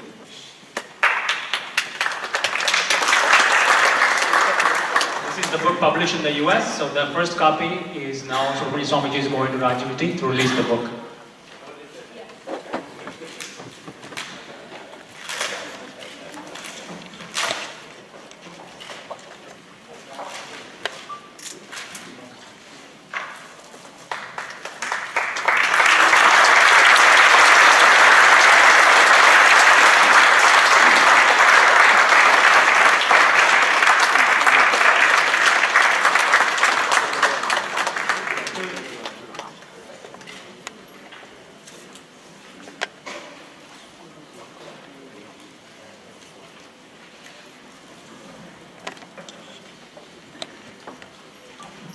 धन्यवादः पद्मकुमार महोदय। इदानीं वयं चन्द्रमोहन महोदयं वेदिकां प्रति आह्वयामः। Thank you, Dr. Padmakumar ji. We would now like to invite Chandramohan ji to the podium.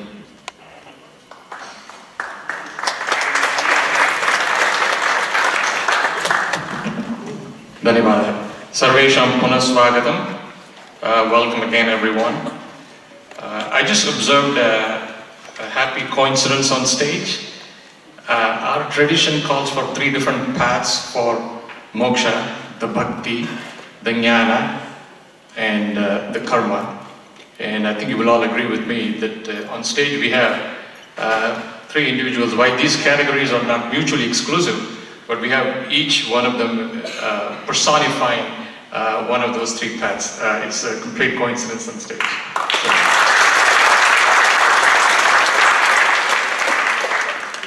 I have been given the absurd task, absurd but a pleasurable task, of introducing someone who needs no introductions at all, but I'll persevere.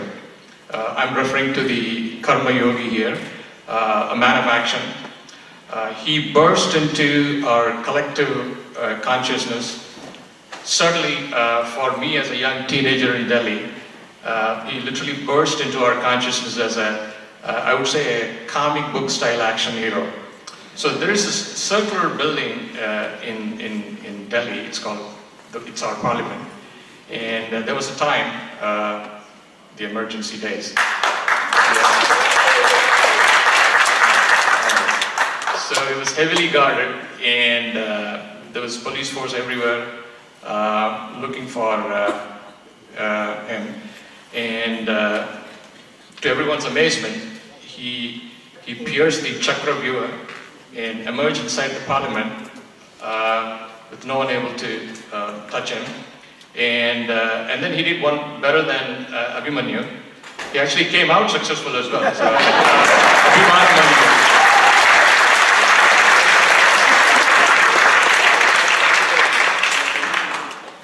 I know many of us here feel a little overwhelmed by Sanskrit, and it must be a very difficult language. And okay, what am I going to do with it after all? But if Sanskrit was X times difficult, how about Chinese? That's 10x times, right? So our chief guest not only mastered Chinese, but he put it to action as well. He leveraged his language skills to establish close relationships with top Chinese leadership, and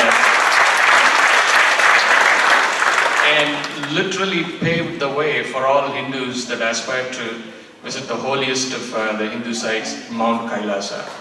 So, he later shifted his attentions from the northern tip of Bharata to the southernmost tips, and was singularly responsible again for literally saving the Ramasetu and the great Siddhambaram table.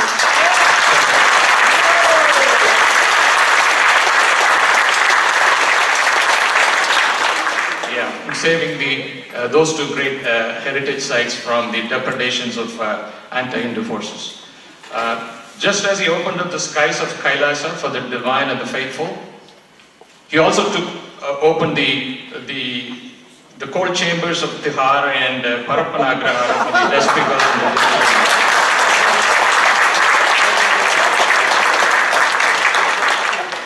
I could keep going further to describe how close he was to actually winning the Nobel Prize in Economics, or his myriad efforts in the Indian courts, whether he's seeking Nyaya at Ramachandra Bhumi,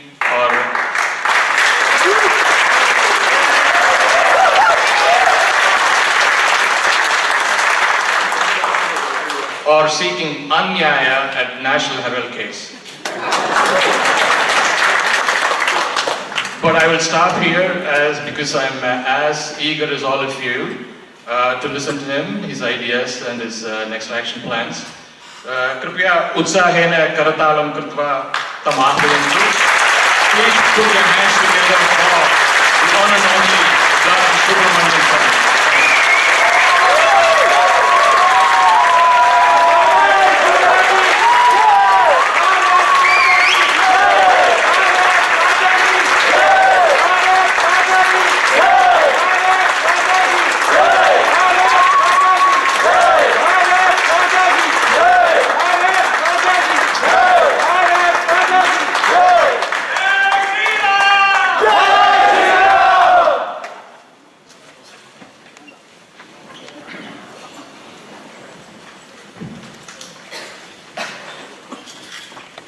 With the permission of the chair, I would like to speak in English because I know so many languages that I can't choose which one to speak on. My Sanskrit is not as perfect as yours, it requires much more improvement. I could speak in Chinese. The Chinese have a saying, Tian pu pa, ti pu pa, jo pa, yang wei zi hui shou zhong go hua, which means don't be afraid of the heavens. Don't be afraid of the devil, but do be afraid of the foreigner who can speak Chinese.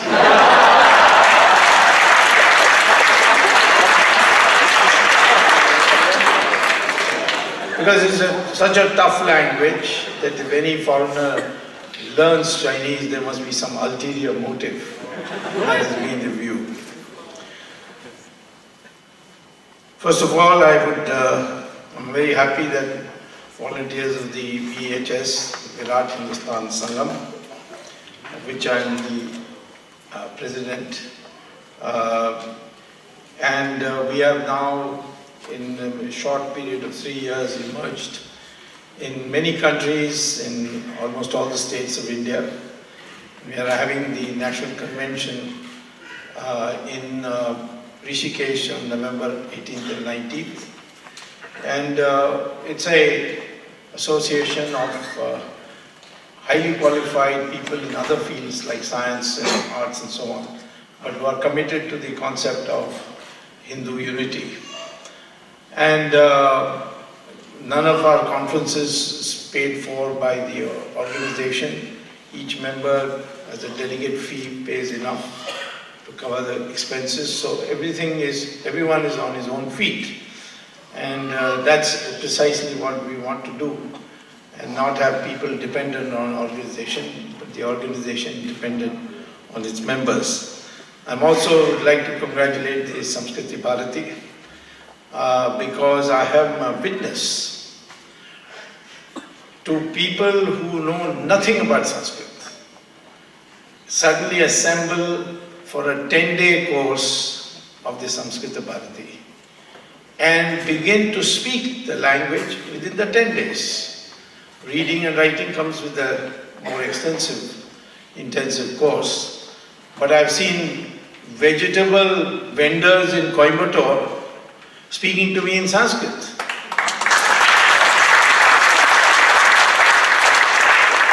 It's a great experiment. They don't teach Sanskrit except, as they say, a mother would teach a child. Because you can't ask what is the English equivalent of any word. Because they will tell you when a mother teaches a child, they don't give a French equivalent to the word. They teach the child word by word. And that's the way to do it. And it's a very successful approach. And even in a state like Tamil Nadu, where there's been a history of hatred generated since the British times to oppose Sanskrit, there is now a great deal of an undercurrent of people learning Sanskrit through Sanskrit Bharati, and if you are going to build anything here in the United States, it's necessary. The reason it is necessary is that the NASA has discovered that one of the most suitable language for artificial intelligence and storing knowledge in computers is Sanskrit, and they have published it. They have published it in the Journal of Artificial Intelligence by an author called Rick Briggs, and it's spreading now. Sanskrit is spreading. I was surprised to see from Google search engine that there is a school, very well-known school in London called St. John's School. There they have made reciting of Sanskrit shlokas compulsory for children from 5 to the age of 11. And the principal explains that it is not so much to learn the language, but that reciting Sanskrit shlokas accurately generates vibrations in the body and faster development of the brain. Those who speak Sanskrit, those who recite these Sanskrit shlokas are brighter students than others. Germany is now there's a wildfire for learning Sanskrit. So it's only in India we regard Sanskrit as a communal language, and anyone advocating is as a Hindu fanatic. But Sanskrit's revival is inevitable, so let us start before the revival is completed and be part of the revival process. Today, the topic is Hindu unity through Sanskrit Revival. Now I have to start with definition and then ask the question why. Hindu unity is one which has to be defined, and the other which has to be defined is what do you mean by Sanskrit Revival? Sanskrit is not a dead language in India. There's at least one village I know in Karnataka which speaks, where all the people speak only Sanskrit in that village. I think what is called Mattur, yes. So there are Sanskrit newspapers in Uttar Pradesh. There's people listen to Sanskrit broadcasts in Doordarshan. It's not a dead language. It never was a dead language. But attempt was made by the British to make it a dead language. They didn't completely succeed. But its revival means, I would say, more than revival, it's the renaissance that it will bring about in all languages. Because all languages of India have a heavy, large proportion of Sanskrit words. Tamil, which is considered a distinct language, is of course a very old language and is almost considered parallel in development to Sanskrit. That has, according to my counting of the dictionary produced by the Madras University of English to Tamil and Tamil to English dictionary, I counted which of those words I can recognize as Sanskrit words.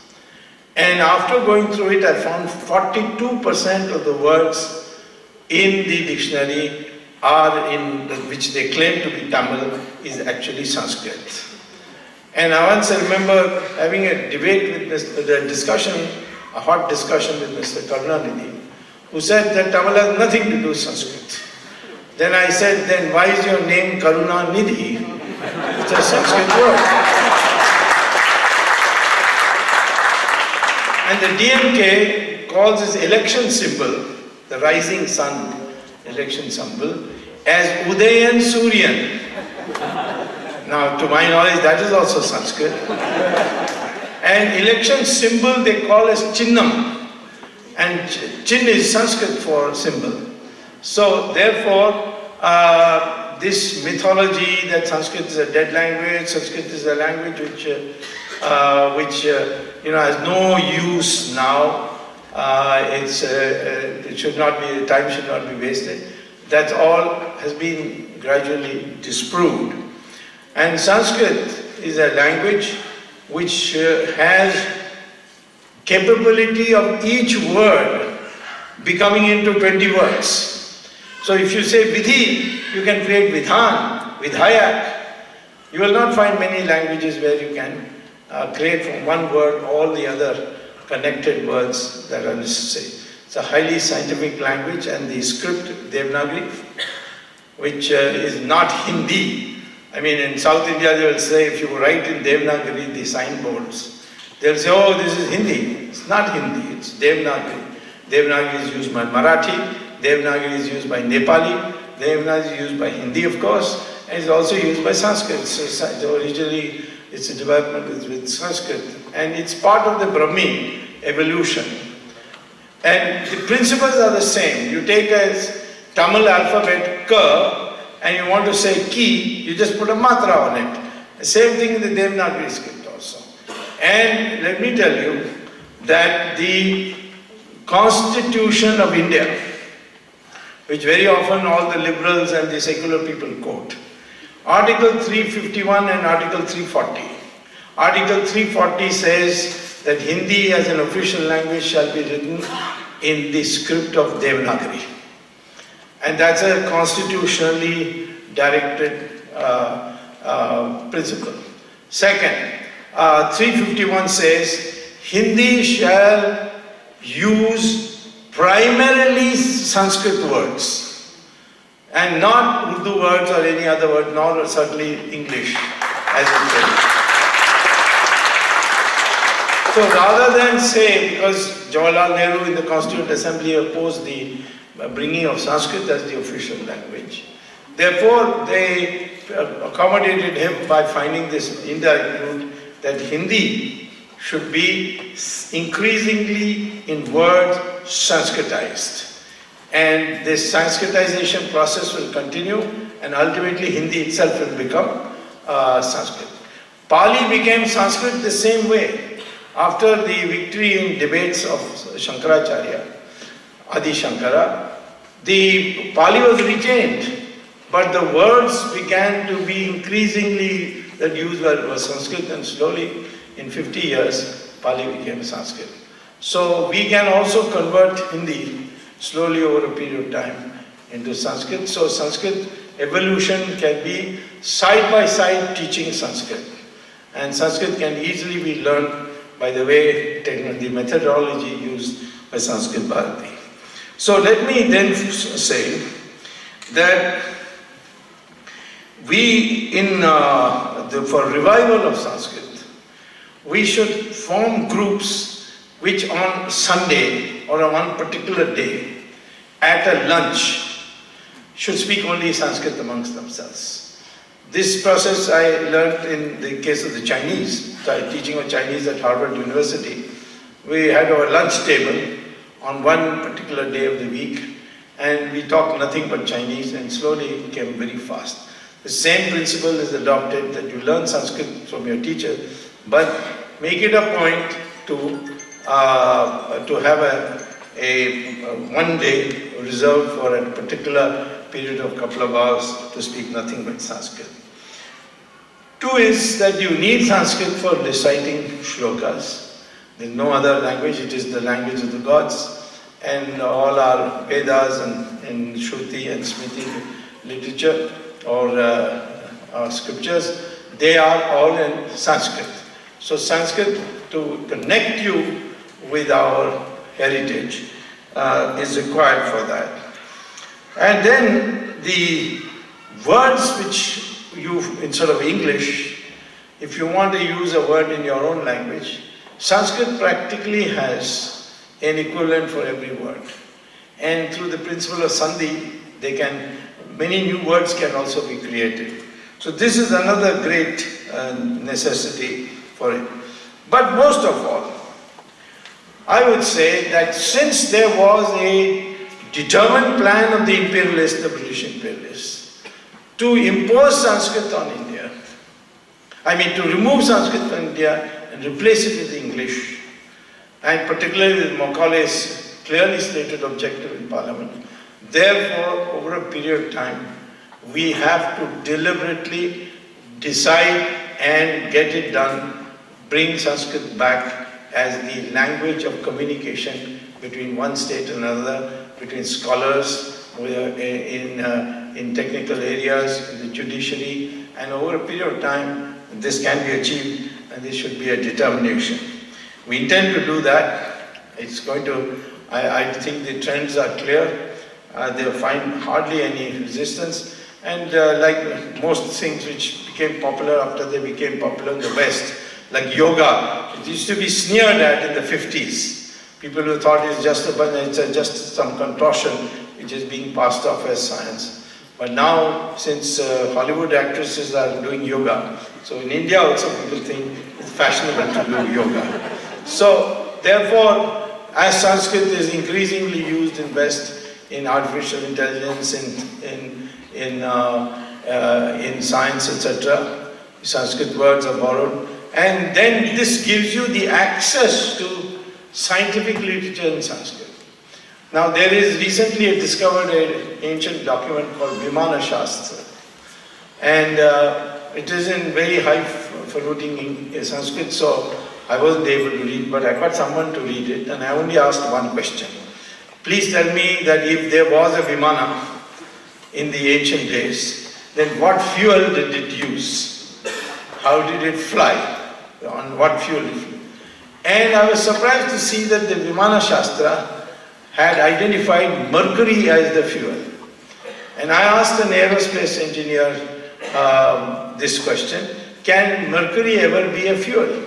He said, well, so far it has never been to his knowledge, but he was of the view that one drop of mercury has more energy, propulsion energy, than 10 barrels of oil. And therefore, in the future, like uranium suddenly became discovered as a great producer of electricity, at from very small parts of the uranium. The same way, in the future, mercury could well, in fact, become a fuel. Now, this was discovered centuries ago by us. This knowledge is there, and this has to be retrieved.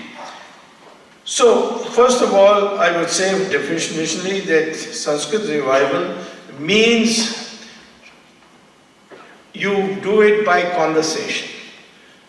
You make it possible for you to practice it one day in a week for 1 hour or 2 hours at a particular sitting where 5-6 people sit down and converse what they have learnt in Sanskrit.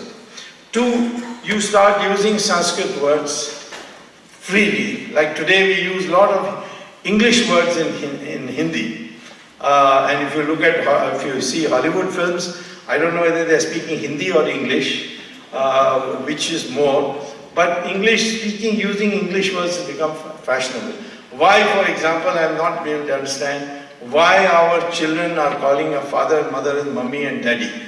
I was very surprised, even in slum areas, I've seen children refer to mother as mummy, and of course it sometimes reminds me of what mummy is in Egypt, but the child doesn't know that. So these unnecessary baggage or unnecessary intrusion must be got rid of by bringing in the use of Sanskrit words.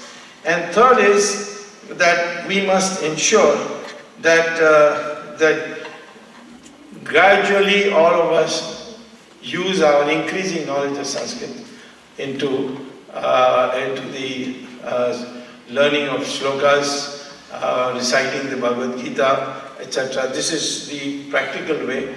Of course, who can be a better expert to tell you than Rajiv Malhotra, who I'm telling you, he's a pioneer of a kind which comes once in a while, once in 1,000 years or so, I think.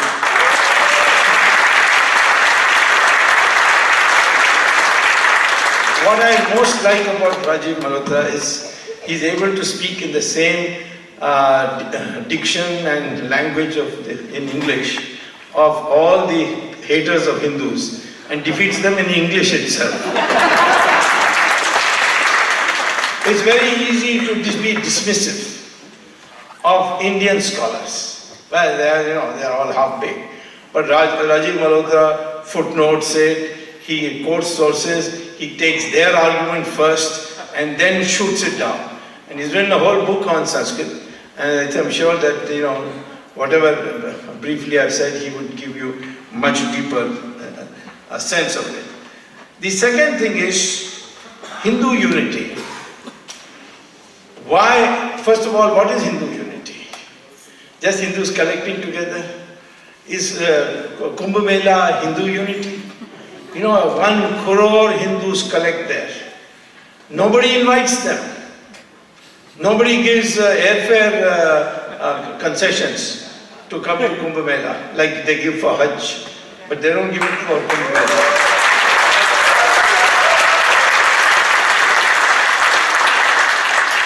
So they collect themselves, nobody tells them what the date is, they find out. And I have found from talking to police authorities that there's hardly any criminal activity in such a gathering of nobody loses their belongings or some misbehavior takes place. So there that consciousness, that Hindu consciousness is latent. They go, of course, but they go there to pray that they must get their daughter married or get a promotion in office, not in the fundamental sense of Hindu unity. For Hindu unity, you need 5 things. And those 5 things will lead to a genuine Hindu unity for the country. We have to have Hindu unity because, first of all, Hindu disunity has been created, so we have to undo that. And that disunity has benefited a lot of people who have very bad designs on India. So we must now find out how to bring the unity. These divisions that are there, very, very often they have to be explained properly. Lord Krishna has said in Bhagavad Gita that Varna is based on gunas. It's got nothing to do with birth. You may be born in any family and you may end up as a Maharishi. And that is how Vishwamitra, born in a Kshatriya house, became the Rishi of Rishis. Even the gods were afraid of him. Vyasa's mother was a fisherwoman, he wrote the Mahabharata. Valmiki was a Dalit, and he became a Maharishi after an initial period of criminal activity. He completely transformed, became Maharishi, and he wrote the Ramayana. Kalidasa was a Vanavasi. He was cutting trees, branches of trees in the forest when he was adopted, when he was married off to a princess by the priestly class who didn't like the arrogance of the princess, and she educated him to become a a great poet. So we have many examples of that. We have also know that Ravan was a Brahmin. For a long time Karunanidhi didn't know that, so he used to celebrate Ravan Leela. Now he is not doing it because I explained to him. But Ravan was killed by a Kshatriya. Nobody makes this into a caste war, saying how can a Kshatriya kill a Brahmin?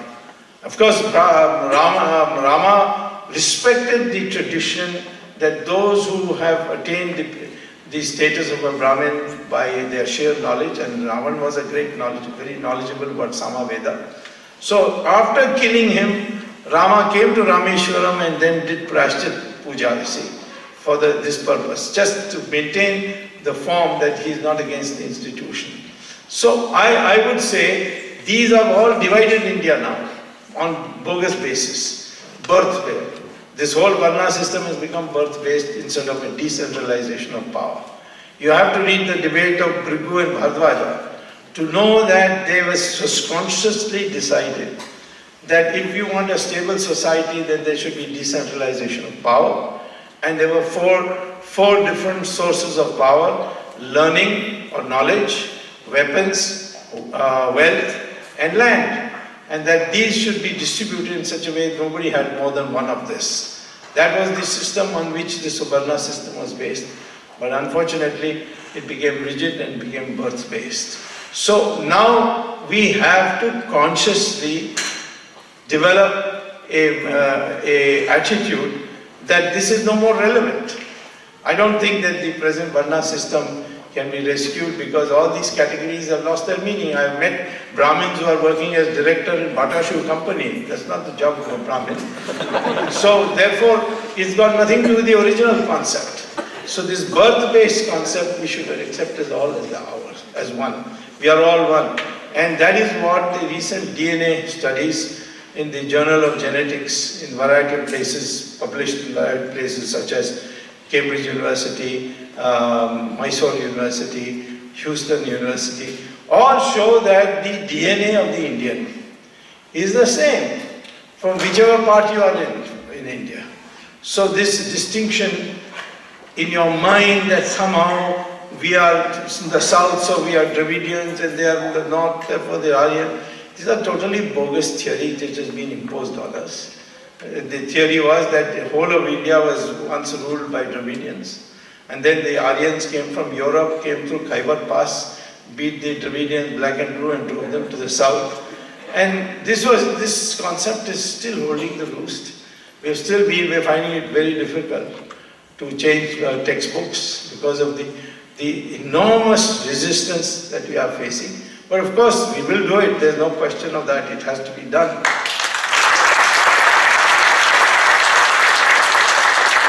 So Hindu unity means not coming together in one place. It means a conscious decision that we are all one people. And that conscious decision has to be translated into action.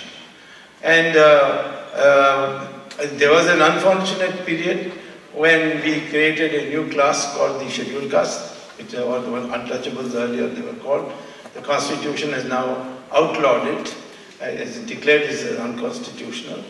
And today we have to slowly see how this can be melted out, because it was never part of the Varna system. It came due to certain local circumstances and time circumstances.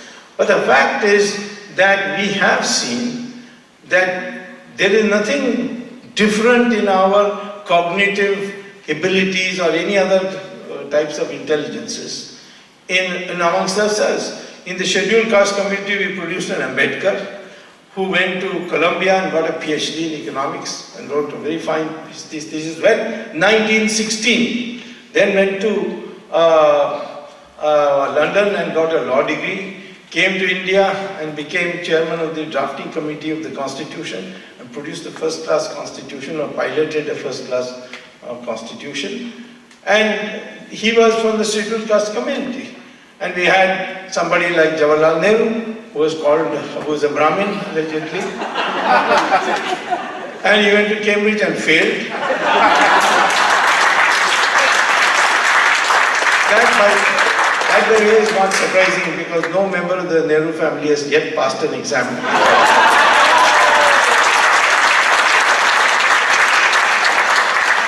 Only time somebody claimed there was Sonia Gandhi, but then I produced the letter from the University of Cambridge that there was no such student. She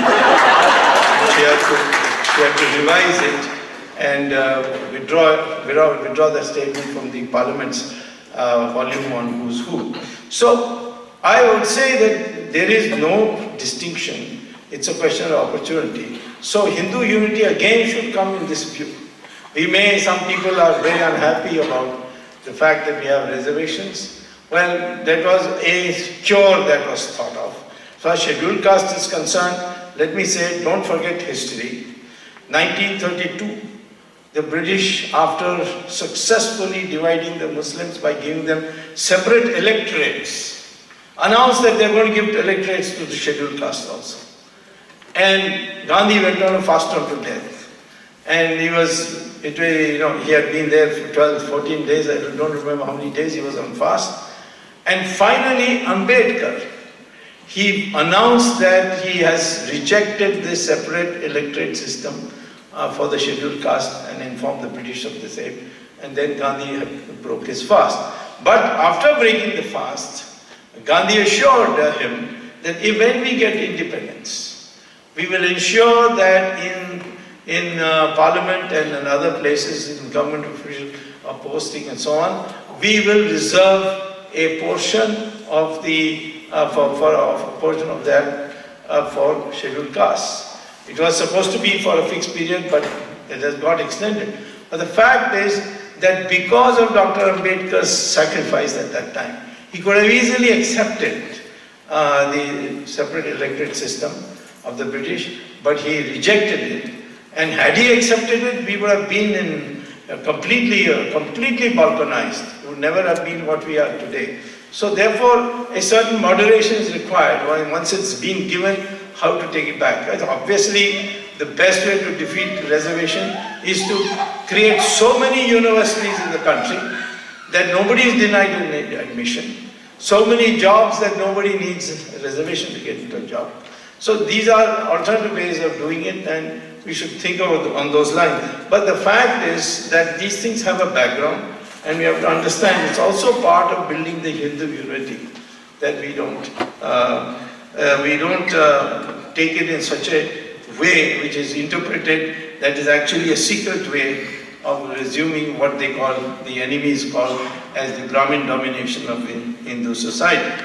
So the first and foremost thing is to recognize that we are one people. The second thing we have to recognize is that the history books of today are bogus and they have to be rewritten. All kinds of rubbish has been put into it, and we have to educate our people afresh. Now, I ask many places when I go to universities to lecture, the students call me for a lecture and explain. I tell them that please explain one phenomenon. Islam conquered Persia, which was 100% Zoroastrian when they conquered it. Within 15 years, they were able to convert the whole of Persia into Islamic community.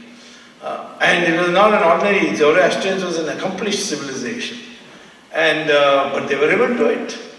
Then Mesopotamia and Babylon, which was in the neighbors of Iran, they converted them to 100% Islam in 17 years. Now, of course, Mesopotamia and Babylon are combined as known as Iraq. Egypt was converted in 21 years.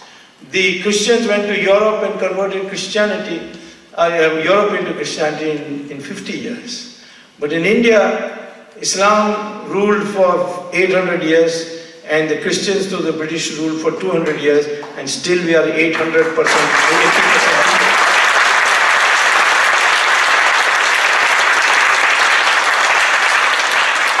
How was India an exception? And the ISIS also in its publication says that India is an unfinished chapter of Islam, because they say that we have not been able to convert them all to 100% Muslim. So this phenomenon is because of if the correct history is written, you will find that every part of India was fighting against foreign rule. None of them accepted it. Whether it's Shivaji or who won and established Hindu Rashtra in a part of India, or it was Rana Pratap who showed utter bravery, or the Vijayanagara Empire. Vijayanagara Empire started from Karnataka, went all to the borders of Bengal and lasted 300 years. But where is the reference to Vijayanagara Empire in our history books? Maybe one paragraph might be there that in South India there was Vijayanagara Empire. But look at Islam, the Mughal rule. Each Mughal king has got one chapter for them in all our history books. Akbar has got one, Jahangir has got one, Shah Jahan has got one, Aurangzeb has got one. Akbar to Aurangzeb is 150 years. But Vijayanagara lasted for 300 years. There's no reference. What about this Ahom dynasty in Assam? Twice the Mughals tried to cross across to Burma by defeating the Ahoms. Ahoms defeated them.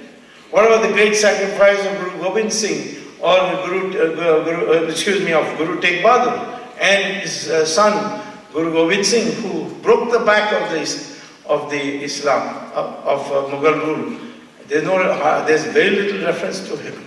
So this history has to be written with giving proper perspective. Women warriors we produce, Rani Chennamma in Karnataka, Rani Jhansi in North India. So that hardly any coverage is given in our history books. So in order to develop proper mindset, we must have a new history text prepared, and that needs to be done. It hasn't been done. There's I must say that we have been unable, we have not been smart enough to get around it, we have not been brutal enough to do it, but that doesn't mean we won't do it again.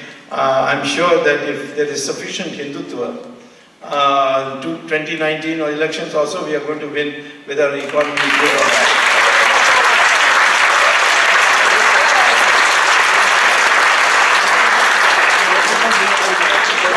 Once the Hindus rise above their caste and regions and vote as Hindus for the renaissance of Hindus, then I don't think any party can challenge it. But that's not the issue. But the fact is that we need for developing this mindset. And this has to be done very systematically. So, third is, Sanskrit is a part of that. Hindu unity, Sanskrit is a part of that. Let me tell you that Hindu unity is something which to say that is no more relevant in today is wrong. When the British created India and Pakistan, they had to do a legal maneuver because there was no Pakistan. So they had to create a legal entity called Pakistan. So they introduced in the House of Commons a separate bill, which was called the Indian Independence Act. And that bill, in the discussion, the Prime Minister and all the key ministers, when they spoke, they said, our aim is to create a Muslim-governed Pakistan and a Hindu-governed India. And that was on the basis of which partition took place. That is why Ambedkar said that let there be population exchange. But then the Indian Independence Act was passed on 19th July and Mountbatten announced that we are going to hand over power on August 15th. I think Mountbatten was probably afraid that if we delayed it much longer, Subhash Chandra Bose might come and then the British may have to run after that. So therefore, I don't know what the principle, it was supposed to be June 48, but they advanced it to August 15. So I am saying that this part, whether it's truncated or otherwise, India was always thought as a Hindu country, and I would say because of genetics, since Muslims and Hindus also in India have the same DNA, therefore you are either a Hindu or your ancestors are Hindus. And the day the Muslims accept this real fact, then I think Hindu-Muslims can function together as one family. So I will conclude by saying that Hindu unity is a mindset. And that mindset has many components in it. First, you must know your identity, which I say is either Hindu or your ancestors are Hindus. That's the correct thing. You can have a republican concept of Bharat, India, that is Bharat. But in terms of ID, your identification, it is Hindu or your ancestors are Hindus. And similarly, this mindset will tell you in what form you should regard all the people who are in the country as your associates. Vivekananda very clearly said that the moment the word where a Hindu comes to you for help and he comes to you genuinely for help, then in your bodies a new emotion should rise that I must help him. That feeling, when it comes, then you are a true Hindu. This is what Vivekananda had said when he came back from Chicago and he stopped in Lahore to give a speech. In that occasion he said it. So this mindset is extremely crucial. If your mindset is still what the British have prepared it, no matter how strong we become, how many satellites we are able to launch, you will not be a great power. You will not be a great country. Just like a lion is well fed in a circus and 5 lions are put in one cage and one thin wiry ringmaster walks into the cage and starts ordering these lions around. Wake up, get up, go over sit on the bench, open your mouth. He'll put his head in the mouth of every one of them and the audience will cheer. When you ask the question why these lions don't bite him to pieces, it's because from cub stage the lion has been brought up to obey, and he obeys. And this happens to human beings also. And I have personally experienced this in the case of Manmohan Singh.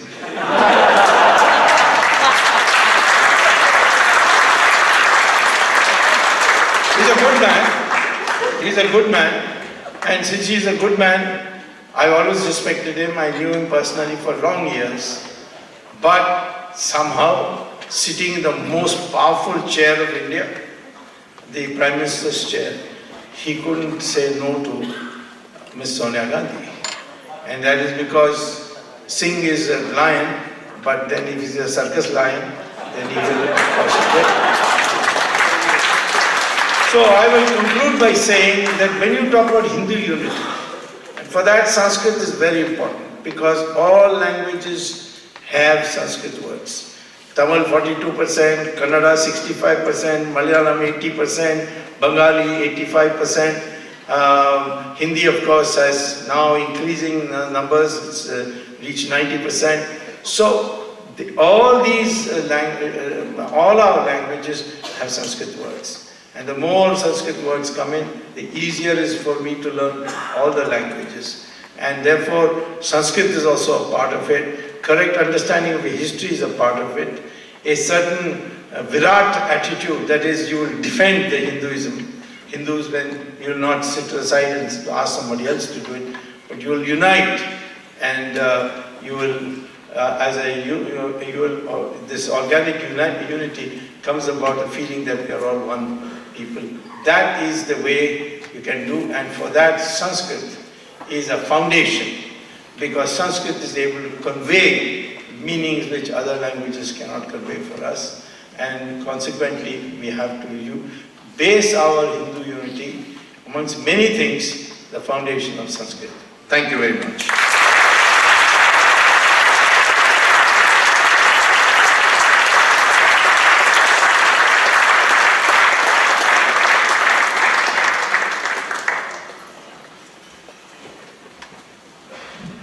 धन्यवादः स्वामी महोदयः. इदानीं राज महोदयम् आह्वयामः.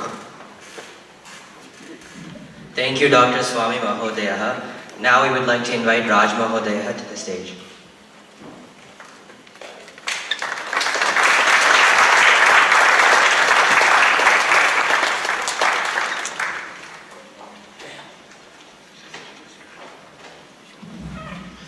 Namaskar. No introduction would do justice to Shri Rajiv Malhotra's resolve and Siva to the Dharmic community. His books, writings, speeches, interviews, and intellect has very deep impact on Hindus and Indologists worldwide.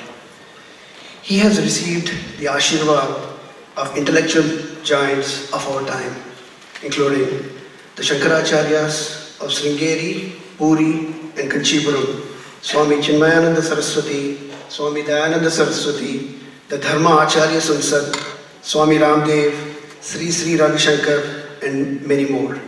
Verily, the Katakshaha flow through him. I understand the magnitude of work that Rajivji has accomplished. To understand the magnitude of work Rajivji has accomplished, let me put things in perspective. To uncover Russian collusion, the entire might of the US government is mobilized, involving hundreds of investigators, lawyers, the CIA, the FBI, an extraordinary amount of money. Just imagine one person doing such an investigation, uncovering centuries of willful deceit, deception, digestion, and destruction of everything dharmic. The fact that we are meeting today to forge alliances and have a united intellectual front is the direct result of Rajivji's matchless tapasya, sadhana, and shraddha.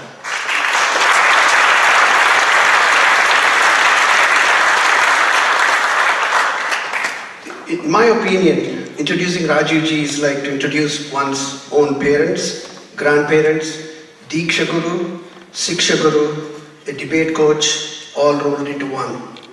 For 3 decades, Rajivji has done fundamental research, invented countless tools, developed terms and strategies, and roadmaps to navigate what he terms the intellectual Kurukshetra.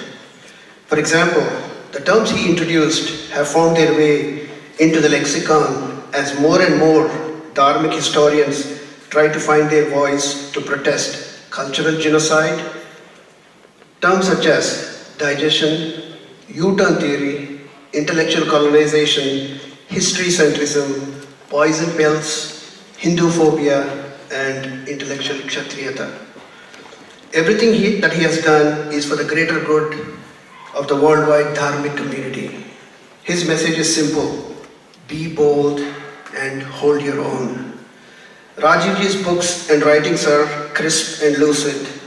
His seminal book, Being Different, is a combination of brilliant intellect and pure wisdom. Every page can be verbally weaponized and can be used in any intellectual debate. Rajivji's goal is to create a level playing field.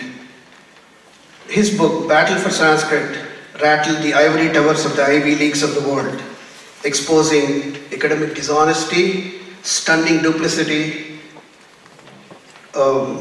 Exposing these is time-consuming, challenging, and very expensive. More than 3 million people worldwide follow Rajivji on Facebook. Our goal is to double that in 18 months. Using Facebook and YouTube, Rajivji has bypassed the gatekeepers to reach the intellectually hungry like all of us. He is the most popular author in India, barring cricket and Bollywood celebrity authors.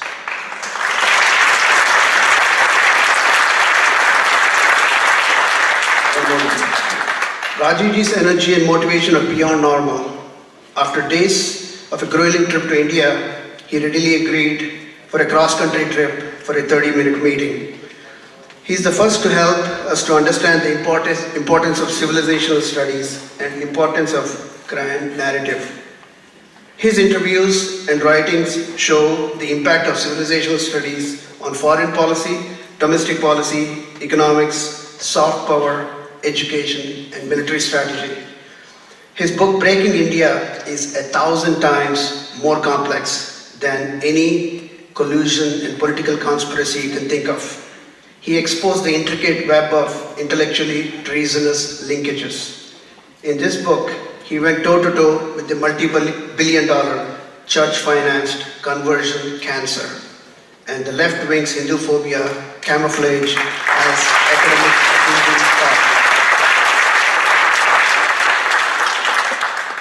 lastly, from day one, Rajiv ji has set very high standards for himself and for all of us. Over the last 30 years, Rajiv ji has built a solid platform to forge Hindu and Dharmic unity through Sanskrit and Samskriti. It is time we accelerate building consensus, bridging coalitions, and double our efforts. We must seize this great opportunity and support and complement the work he's been doing. Thank you, and join me to invite Rajiv ji to the stage.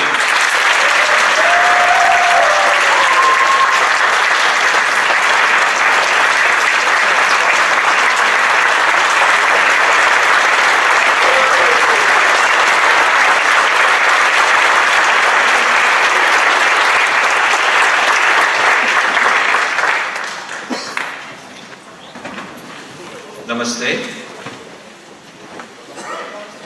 With Raj's introduction, now I have even more enemies. But I'm so delighted I have friends like Dr. Swamy to defend me also. And all of you.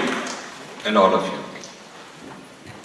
One of all the things he said, the one point I will say that I agree with is that until 2 years ago, I must say, I always had this vulnerability that if I'm attacked, I won't get a chance to give my point of view because they'll block me, media won't let me give my point of view, and this one-sided thing goes viral, and then, you know, what do? But since we successfully got into social media, particularly Facebook is what I'm focusing on, I think we've reached a critical mass where, quite honestly, for the first time, I'm just not worried, bothered, afraid what they say because we can hit right back.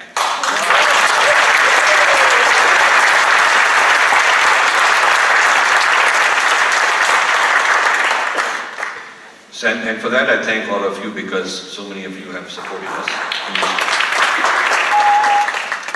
I want to congratulate Sanskrit Bharati. First I want to thank them because they've been a great friend for me in India. In so many cities they hosted the launch of my book, Battle for Sanskrit, and really did good justice to it in the way they analyzed it and sorted it out. And we had a dinner meeting last night, just a private meeting with Sanskrit Bharati people here to discuss ways we can collaborate. We came up with, we shortlisted 3 projects that we will think of doing together. So I think there's a lot of synergy between the kind of work Infinity Foundation has been doing and Sanskrit Bharati. So I fully support their project to raise funds for an establishment in Washington. I think it's very important that all of you should help, and also the temples, the Hindu temples should come forward because Hindu temples are where I call them the retailing of Hinduism. The retail, the place where the consumer, the public, gets their Hindu dharma practice. But then behind all the retailers, you need R&D somewhere. You need the product development R&D people somewhere. And I think Sanskrit Bharati has a lot of potential to play that kind of role. And we would like this alliance where certain Hindu groups do the end user in bhakti, which is what temples do. And there are other groups like Sanskrit Bharati is the main one that are expert in Sanskrit, and we bridge this gap. For Sanskrit Bharati to start temples for bhakti would not be a great idea, and for temples, they must teach Sanskrit. Not all of them have the expertise, so they should collaborate, bring Sanskrit Bharati in. And this alliance should also be financial because many of the people go where they do puja, and that's where they give their money. And some of that money should be given for projects like Sanskrit Bharati has. In fact, in the old days,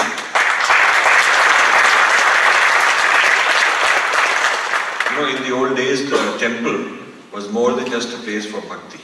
Temple was a place of learning. There was Jyotish. There was all sorts of kavya, new smritis being written, debates going on, all kinds of things happening. Now temple has become a sort of a sanctuary for bhakti. Bhakti is extremely important. but I think we are at a stage with enough funds, enough confidence that we can expand our temples also to be centers of learning. So this is where I think Sanskrit Bharati brings a lot. Today is primarily to help Sanskrit Bharati launch its fundraiser. We're going to have a dinner also this evening, and I've come for that purpose. So I want to make a few remarks regarding that. Sanskrit embedded within Sanskriti in India is well known, and all of you appreciate that. And Sanskriti as the foundation for Bharat is well understood. And that's a very important argument for the future of Sanskrit in India, the future of Sanskrit as for Bharati people. It's a very important argument there. But what about United States? So I'm going to focus on that. What about, we want to build a big center here near the capital. And so how is it part of America is the issue. Now, the US is a nation of hyphenated identities. If you study the history of America, it's the history of immigration, and the history of immigration is the history of how different immigrants come and they hyphenate and become Americans. So we have Irish Americans, Italian Americans, African Americans, Hispanic Americans, Chinese Americans, Indian Americans, etc., Jewish Americans, Muslim Americans. So people bring their identity and they're also American at the same time. It's a very unique kind of an American phenomenon. Europe hasn't discovered that. They are still experimenting. They haven't figured it out. So in the United States, there is nothing wrong if you are also a Bharatiya. There is absolutely nothing un-American about it, and you must understand this process very well. An important education that our people, our leaders need is on the history of American identity formation. In fact, I have a manuscript about 500 pages I haven't published, but I finished writing it 15 years ago and just put it aside. I need to tidy it up, and it's one of my unfinished books. And it's on the history of American identity formation and what Indians and Hindus can learn from it. There are a lot of resources built into American history and the American legal system and American culture where we can plug in and be able to get benefits out of it. For instance, there are things called historical societies. You can become a historical society, and there are benefits for that. There are financial benefits for that. So I don't want to go into too much detail on that aspect, but you can talk to me later on and I'll be happy to share with you. I want to talk about how all of that can benefit Sanskrit Bharati. So to define Sanskrit and Sanskriti in the American context is important. So young people, young Indians who come here, people who are born in this country, second generation, third generation Indians, you'll find that less of those percentage-wise are going to temples. You'll find that most of the people who are going are first generation people, and so they have the links, their ecosystem of knowledge is the India-based Hinduism, and so that's how they're continuing that, they're bringing that with them. But as generations go by, a larger percentage of our people will be born, raised here, second, third, fourth generation. So you have to see from their point of view, why should they bother with all this? That's a very important question we have not addressed successfully. Our leaders have not addressed successfully, because you find that even somebody who's been in Bal Vihar for 10, 12 years, when they go to college, they sort of wander away a little bit. When they go to the workplace, they're a little bit distant. Maybe privately in front of parents, they'll still, they'll come for Diwali and they'll do all those things. But publicly, they're not as assertive as the very first generation.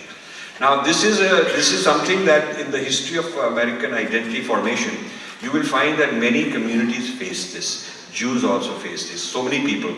And then they deployed certain methods which we have to learn.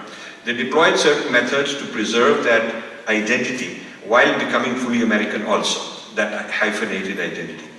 So, the identity of an Indian in the United States, who is not necessarily so much connected with India per se, because he's second, third, fourth generation, he has to understand the relevance of Sanskriti the relevance of Sanskriti in his American identity, that is the point that we have to focus on and develop courses, develop ways that young Indians can feel without compromising their Americanness that bringing their Hindu Sanskriti is actually an asset.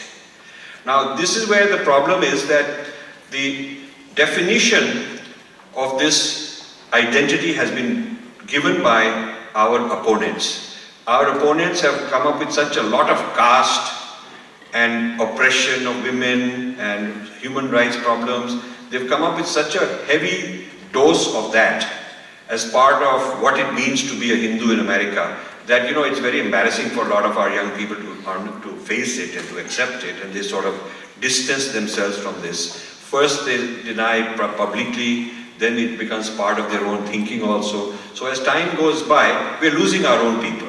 So I feel that Sanskrit and Sanskriti and the advantages of Sanskrit and Sanskrit-based civilization in learning abilities, in mind sciences, cognitive sciences, the history of mathematics, a whole lot of Ayurveda is coming into vogue, and the role of Sanskrit and the metaphysics in that process. A whole lot of that is extremely relevant for 21st century.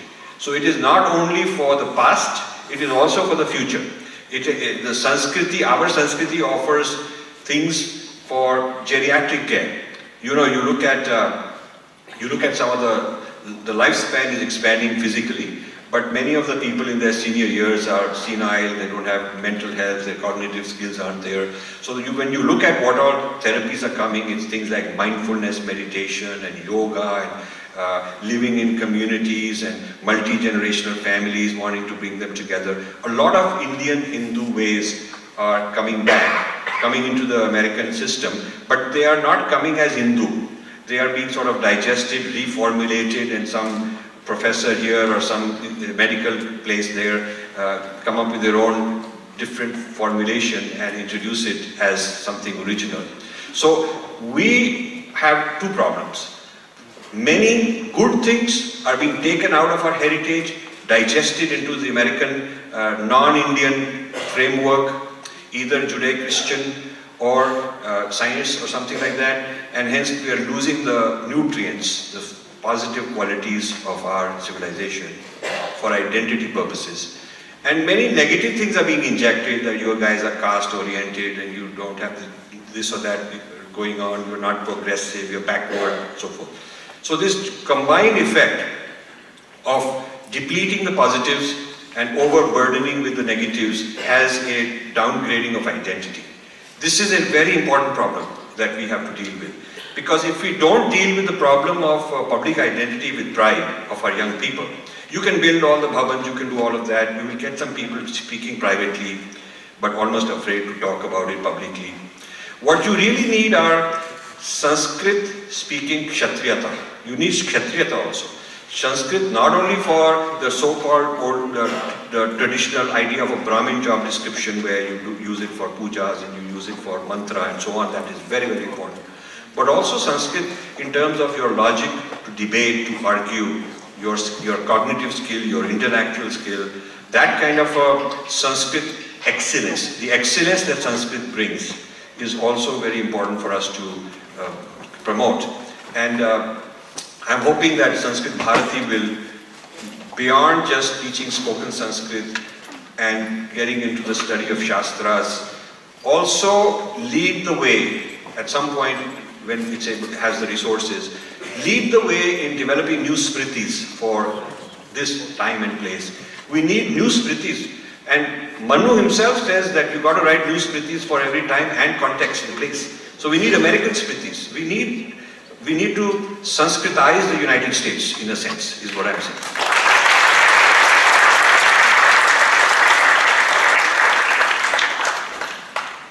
One of the projects I have is called Sanskrit Non-Translatables. If you've seen my book Being Different, the biggest chapter in that book is on Sanskrit Non-Translatables. And there I explain why certain words cannot be translated, just cannot be translated. Because the meaning is vibrational to some extent, And the other civilization never had that kind of experience, so they don't have a word for it. And I've given 20-25 examples in that book. And since that book came out, I've developed many more, and I'm developing a whole book on this idea of Sanskrit non-translatables, also an e-learning course. So recently I finished 12 episodes of a video course on this theme of Sanskrit non-translatables. And when I go to India in December, I have scheduled about 20-25 more episodes that I will be recording.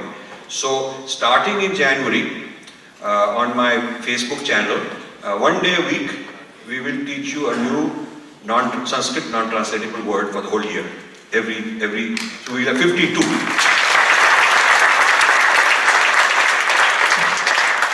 So once we have 52 of these examples, where we'll explain to you, in each case we'll explain to you, this is the Sanskrit word, here is the common English, why it is wrong.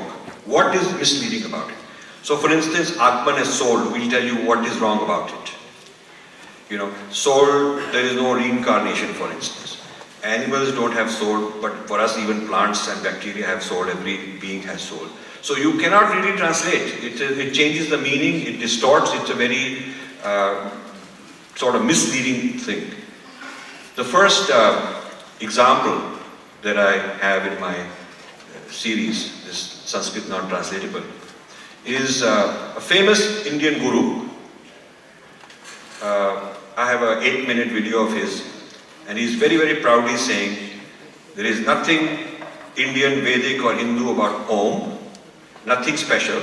You can replace it with Amen or Amin. And he's giving many logic and he's laughing, trivializing the whole thing. So I have a discussion, a conversation. I show this clip, and then I have a conversation with a real authority on Sanskrit who is here now visiting.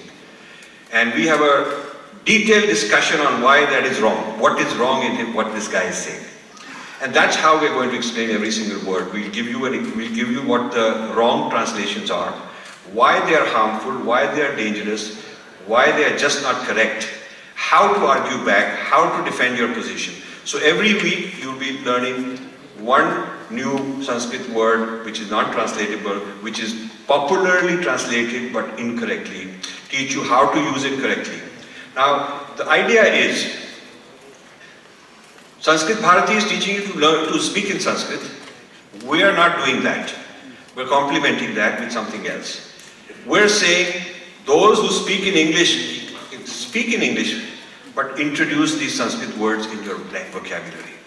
If you introduce a new Sanskrit word every week, ultimately we'll be, in my book I have 108 non-translatables, and then when that is out I'll do 1008. So I'm going to Sanskritize English.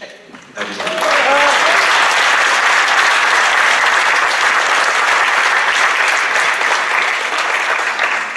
And then there's another project which is on the history of English etymology.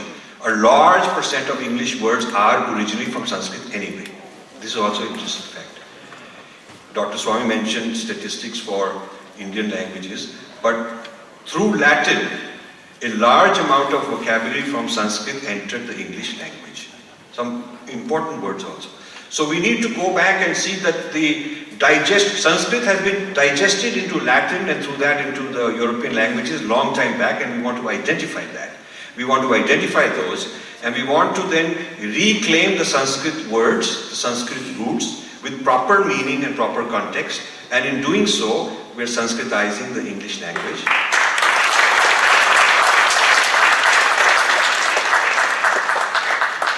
So in one sense, we are saffronizing America. That's it.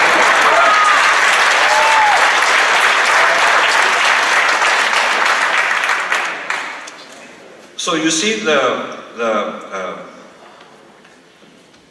if you teach these things to the youth, then there's pride. There's really a lot of pride. Most of the people I address are college students, young people, and many of them come to me and say, we can't understand our heritage as taught by parents and grandparents.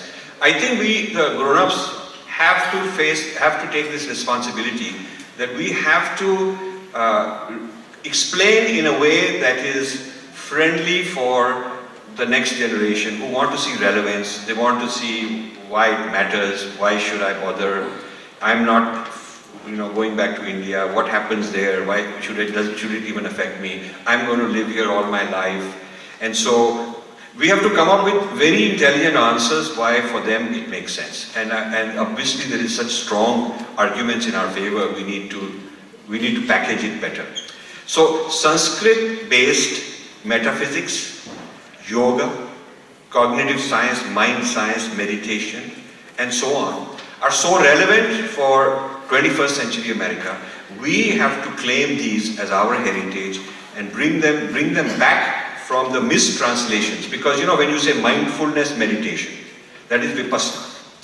I'm doing a whole book on mindfulness meditation and taking back the mindfulness meditation back into our framework and showing how over the last 40 years, so many people in the United States mainly, some in Europe also, learned these things from gurus, acknowledged it in their early years, then distanced themselves, changed the vocabulary, anglicized it, translated some non-translatables, and started calling it their own. Then some of them put it back and put it into Christianity as Christian something, and then some of them put it into science, neuroscience. This is a very interesting story, this whole U-turn, how it's working. So I want to bring that out and put all these back into our Sanskriti and into the Sanskrit vernacular. So once you do that, then our young people don't have to be embarrassed that we are different. Then we have to be very proud that we are bringing so many assets and so much knowledge into this culture. About 20-25 years ago, when there was a friendly governor in New Jersey, I think it was less than that, it was maybe 15-20 years ago, there was a very friendly, Hindu-friendly governor in New Jersey who then left. And he wanted to, bring our knowledge, bring our ideas out. So I was called quite often to discuss before school teachers and before, people in general in New Jersey on our heritage and India and all that. Quite often there would be a huge room full of educators, American school teachers. And often I would start by asking the question, why you asked me to come and teach about India to the American students? Why should American students want to learn about India? Please tell me. And there would be just silence. This is like around 2000, maybe late 90s. And what I would ask, okay, now give me, what is the presence of India in the American life or American history? Somebody would raise a hand and say, I have seen a hookah. That is the idea. That is the idea. This is some kind of weird, exotic thing. Then I would start by saying, when you teach America, you start with Columbus. So why was he landing here? What was he doing? Where was he landing? Where was he going? Why was he trying to do all this? So he was looking for India. And they would think it's okay, it's just incidental. I said, no, it's not incidental. The trade with India was so important for the Europeans. They were all their high value goods for the elite, and their medicines, their textiles, a lot of agriculture, steel, all of this was Indian stuff that used to come, and for a long, long time. But when the Muslims blockaded, the Ottoman Empire blockaded, they took the territory between Asia and Europe, and they blockaded that. Then these goods were not able to transmit. They had to go through Muslims, traders who could block it, not give it, mark it up 20 times, whatever. So to find a sea route which would bypass the land route controlled by the Muslims was very, very important. And the Queen of Spain was like a venture capitalist in those days, funding journeys to go looking this way, looking that way. So Vasco da Gama took one route around Africa, and Columbus taking the other route across Pacific to look for India. This is actually to look for intellectual property in the sense of who will discover the secret trade route to reach India. That person can control the whole marketing of Indian goods. So when you present it like that, They have not thought of it like that. But when you present it with the facts, they believe it because it is true. It is absolutely true that the whole origin of what we call America, discovered, so-called discovered by Columbus, it is not discovered because the Native Americans discovered it 20,000 years before. So when the Europeans came, the reason they came is because they were thinking they're going to find some route to India. This is very interesting. So when you reposition India in the American education system in a whole different way, not as an apologist saying, oh, you know, please save us from human rights, we are not yet civilized, we will improve our human rights. Our Indian government has been too apologetic when the report comes. You know, China, when they put a report out on human rights, China has its own counter report on American human rights violations. Put it out straight.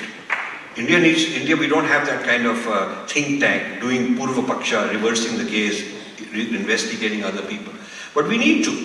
You know, many of you might not know that during the, when United States was made in 1776, we all know that there were just original 13 colonies on the East Coast. You know, 90% of what is now USA, that land was not part of the original USA. It was just a small amount of land. So this expansion to the West happened over time. Some of it was, you know, capturing the land from Native Americans, kicking them out. Some was buying from France, the territory of Louisiana, and conquering California from Mexico. There are all kind of different ways. So there was a debate in the US Congress on what is the economic merit of expanding to the West, going on expanding to the West, what's the economic merit? This is before gold and oil were discovered in California. Then, of course, they knew there is merit there. So the argument given and a proposal created was that there will be a railroad, a railroad going from the East Coast to the West Coast. The purpose of which will be to bring goods from India by sea across the Pacific, then by train across the United States, and compete against the East India Company monopoly of trade with India. This is very interesting. And this train project, which was debated in the US Congress, was called Train to India Project. It's called the Train to India Project, and you can look up in the US Congress records. So India, in the imagination of Americans, was a huge thing all these years. And so, this is a long history, but when we write the history of India, and I know Dr. Swamy, and I fully agree we have to rewrite the books, and we are waiting for the day when the government, ministry and all that give us the resources so we can do all the project. But when we write the history of India, it's not only the history that happened within the geographical boundary of India as we know it today, but also the history of India that happened elsewhere in the world, including India.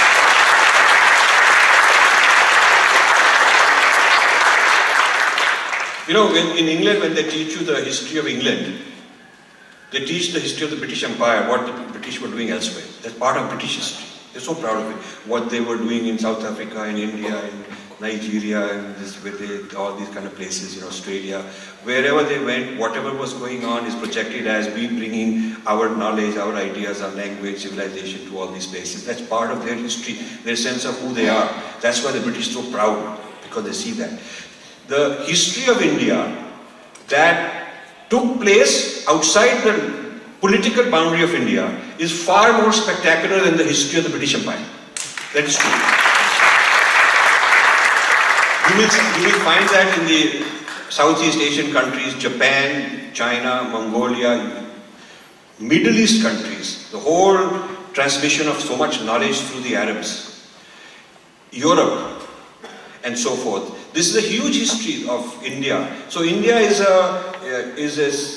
in the history of civilizations, world civilizations. India has to be repositioned not only as sort of India, the political entity today, but also Bharatiya civilization as something which is global. So when you think big like that, and when you start repositioning things in that way, you can bring the young people on board and then you can convince them that this whole Bharatiya concept and its role in world history in the past and in the future potential, all of that is based on our Sanskriti, and the role of Sanskrit in that is very powerful. So this is the way I would hope that Sanskrit Bharati can kind of reimagining Sanskrit and Sanskriti for the American context. That would be a brilliant thing that they are the ones who could do. I will conclude with that and just hope that this collaboration which we started talking about last night is an ongoing one that we continue, and I thank you for coming, and I do want all of you to support Sanskrit Bharati's new project. Dhanyavad.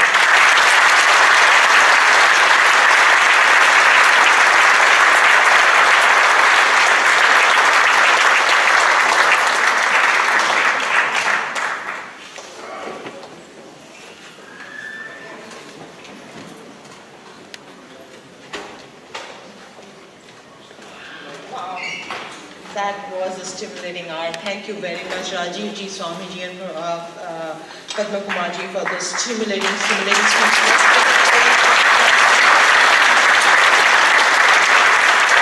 I'm not just feeling proud to be a Hindu and an Indian, but I'm feeling really inspired to do the most I can to spread the word. Thank you very much. For the lack of a lot of time available, we are going to curb the question and answer module to only 15 minutes. So we will give 2 questions each to Rajiv ji and Swamy ji, and we will go from there. To modulate the Q&A, I would like to invite Shastri ji to the stage. Thank you.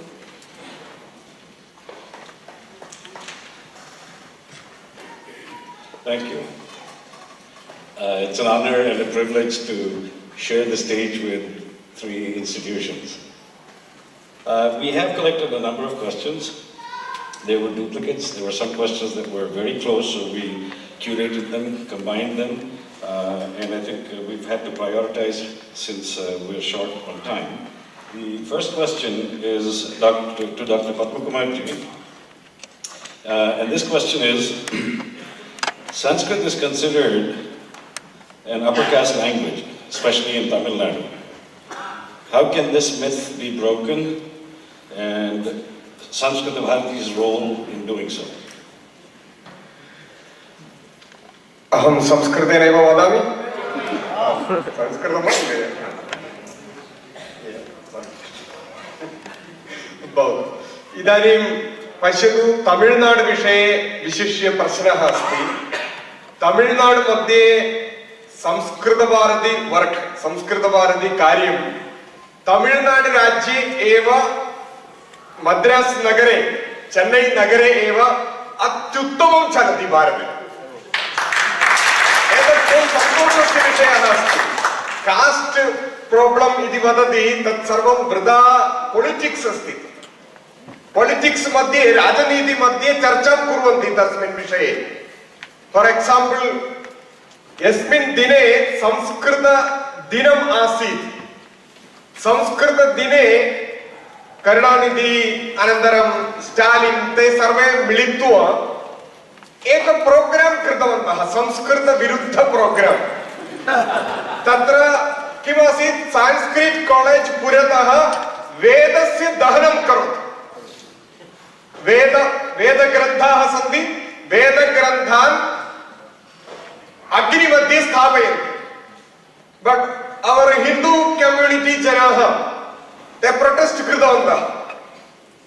गोपाल्जी इति तत्र हिन्दू मुन्नणी कार्यकर्ता अस्ति, सः उक्तवान्, भवान् वेद स्थापयति, अहं Bible आनय स्थापयामि। बहु प्राब्लम् अभवत्। यदा बैबल् अग्निमध्ये स्थापयति इति अभवत्, यदा कुरान् स्थापयति इति अभवत्, समग्र तमिळ्नाडु मध्ये प्राब्लम् अभवत्। वेदं स्थापयति इति उक्तवन्तः, केपि प्राब्लम् न कृतवन्तः। But same day Sanskrit Bharati Tamil Nadu मध्ये, विशिष्य चेन्नै मध्ये 100 संस्कृत क्लास् चालितवन्तः। 1000 संस्कृत क्लास्, सम्भाषण संस्कृत क्लास् वयं संस्कृत दिने चालितवन्तः। thousands people tatra agatavantah. Very good atmosphere asit. Aham chintayami yat shakti kendrita sthanam asti, yatra strength sambhadaniyam. In that way, Sanskrit Bharati is doing very good work in Tamil Nadu. Kevalam politics madhye kevalam vayam janimah idanim kim chalati iti. Idanim Tamil Nadu karyam tu janati kila. Kamala Hasan bhavati va Rajinikanth bhavati va iti. Na janami. Tadrisha charcha eva tatra agre chalati. So Sanskrit Bharati work bahu samyak chalati. Our full-time workers, Sanskrit Bharati full-time workers, I think 30 full-time workers. Yada aham asam tadani 30 full-time workers tatra asan. Tatra 15 workers scheduled caste jana. 15 full-time workers. 5 workers, ladies also from Vanavasi community. Sarva community asti. Brahmana बहु न्यूना आसन. आसन वा नवा हम न जानामि. अस्माकं मध्ये तादृश चर्चा नास्ति. So I think understood? Yeah. Sanskritam पर्याप्तं. Okay. Thank you, Dr. Padma Kumar. The next question is for Dr. Swamy. And the question is, how do we keep the government out of temples? The constitutional provision that empowers the government to take over religious institution is limited to the financial management of that institution. No government, according to the constitution and the laws made under the Hindu Religious Endowment, etc. Act, Charitable Trust Act, no law permits a government to take over a temple. And it has to be restricted to what the Supreme Court has defined as the secular activity of a temple, which is the financial management of it. Now, this constitutional provision is not limited to Hindu temples only. It can be also applied to madrasas, masjids and churches. And in fact, the first example after 70 years you saw when Adityanath said that madrasas have to teach and give the curriculum for approval to the UP government, otherwise the funds given to it will be stopped.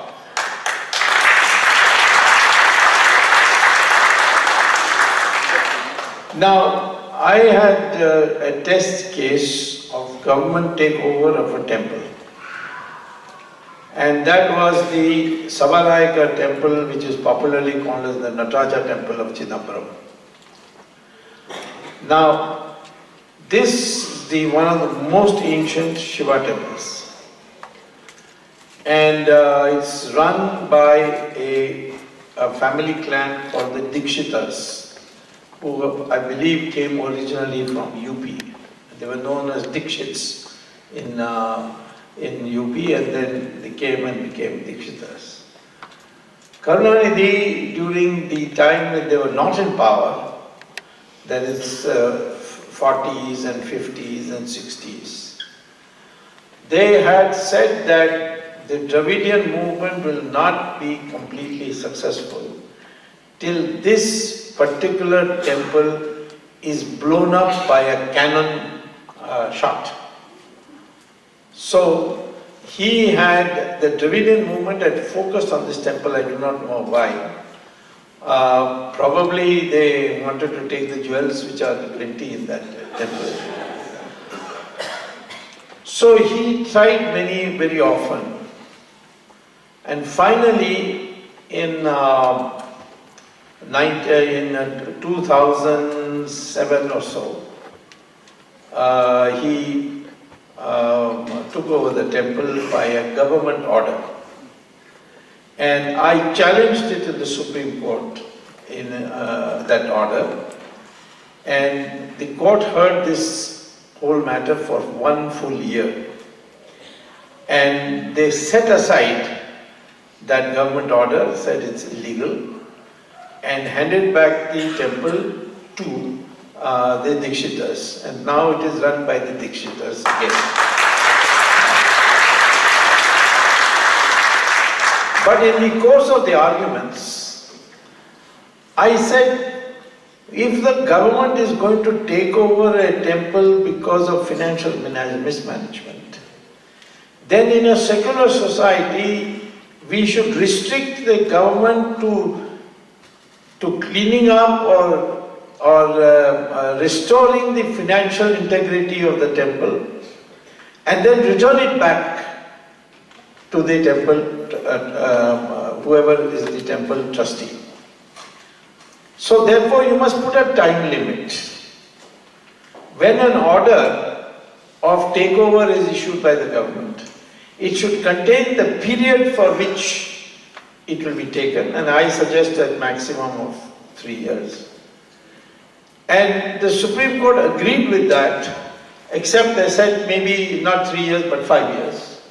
But for a limited period, and it is reported in the Supreme Court journals called Supreme Court Cases. It's a journal which publishes all judgments. So 2014, Subramanian Swamy was the state of Tamil Nadu. There the Supreme Court has said that no temple can be taken over by the government for financial misappropriation unless, of course, it establishes that financial misappropriation has taken place. And then after that, it must, within a limited period, restore that financial impropriety, financial health, and then hand it back. This is there in the order. So strictly speaking, now the government cannot have any temple in its possession for more than a limited period, and I'm sure that one more case of mine will establish it to be 3 years. But we have a new problem. Tirupati was taken over by the government in 1933. And now it is what, 84 years. Who do we return it to? There are at least 4 claimants, some Hathiram Trust, some this trust, and that trust. So I have posed this thing to the Hindu Dharma Acharya Sabha, of which I am also the legal convener of the legal cell of the Hindu Dharma Acharya Sabha, set up by Swami Dayananda Saraswati. And we, while Swami Dayananda Saraswati was alive, we had worked on this and perhaps wanted to create a Hindu body which will receive the temple and then decide who to give it to for management. But that work has not been completed because Swami Dayananda Saraswati died. So Hindu temples takeover is no more a serious problem. The serious problem is how to who to give it back. In the case of Sabhanayaka temple, it was easy because they took it over in 2007, and then the pujaris had gone, these Dikshitas had gone to the High Court and all that, and by the time they came to the Supreme Court, they were so tired that they couldn't do it, so Swami Dayananda Saraswati had asked me to argue, and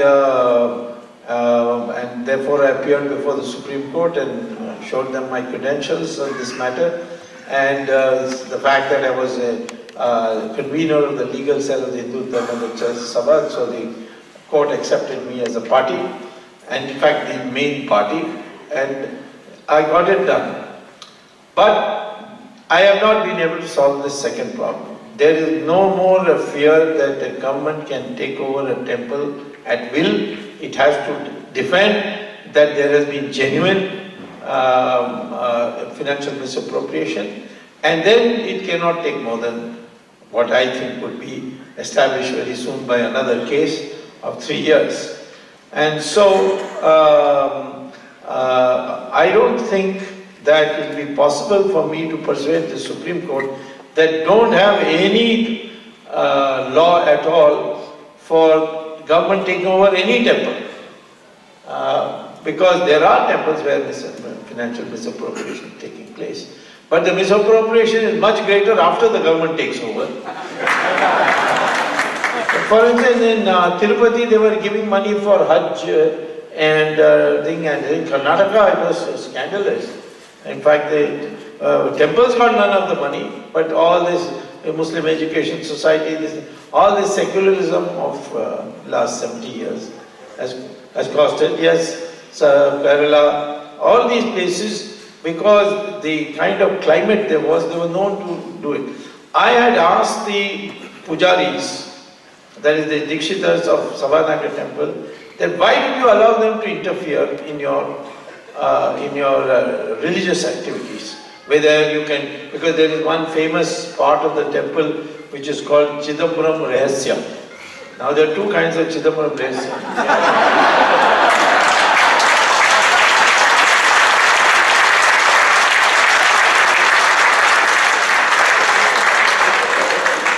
One is a secret Swiss bank account, and the other is that there's an empty space, and people do puja there, because the air is also considered as one of the sacred things. So, I had asked these people, why did you submit to the DMK government to, you know what the DMK government did after it took over? It opened a samosa stall, it opened a liquor stall, all in the compound of the Shiva temple. Because they wanted to humiliate the Hindus. So they said, we don't know the law. They will come, the officer would come and say, yes, now open the jewelry box, open this, open that. And we did. So, because people didn't know the law, all kinds of criminality has taken place. There are 47,000 temples in Tamil Nadu alone. Whole India, it is 4,65,000 temples which are in the hands of the government. And the temple was always supposed to be a self-contained unit. The land was growing crops there, cows were there, so many things were there. In fact, it was a cultural center because yoga was being taught, marriage halls were there. That was the old concept of temples. That's why the invaders all targeted temples, because this was to disrupt your society. So when I asked them, they said they didn't know the law, so they submitted when the officer threw his weight. Any temple, nobody is allowed to interfere in the religious part of the temple. In Tirupati, which has been taken over by the, I'm sorry I'm taking time, I'll finish it with this example.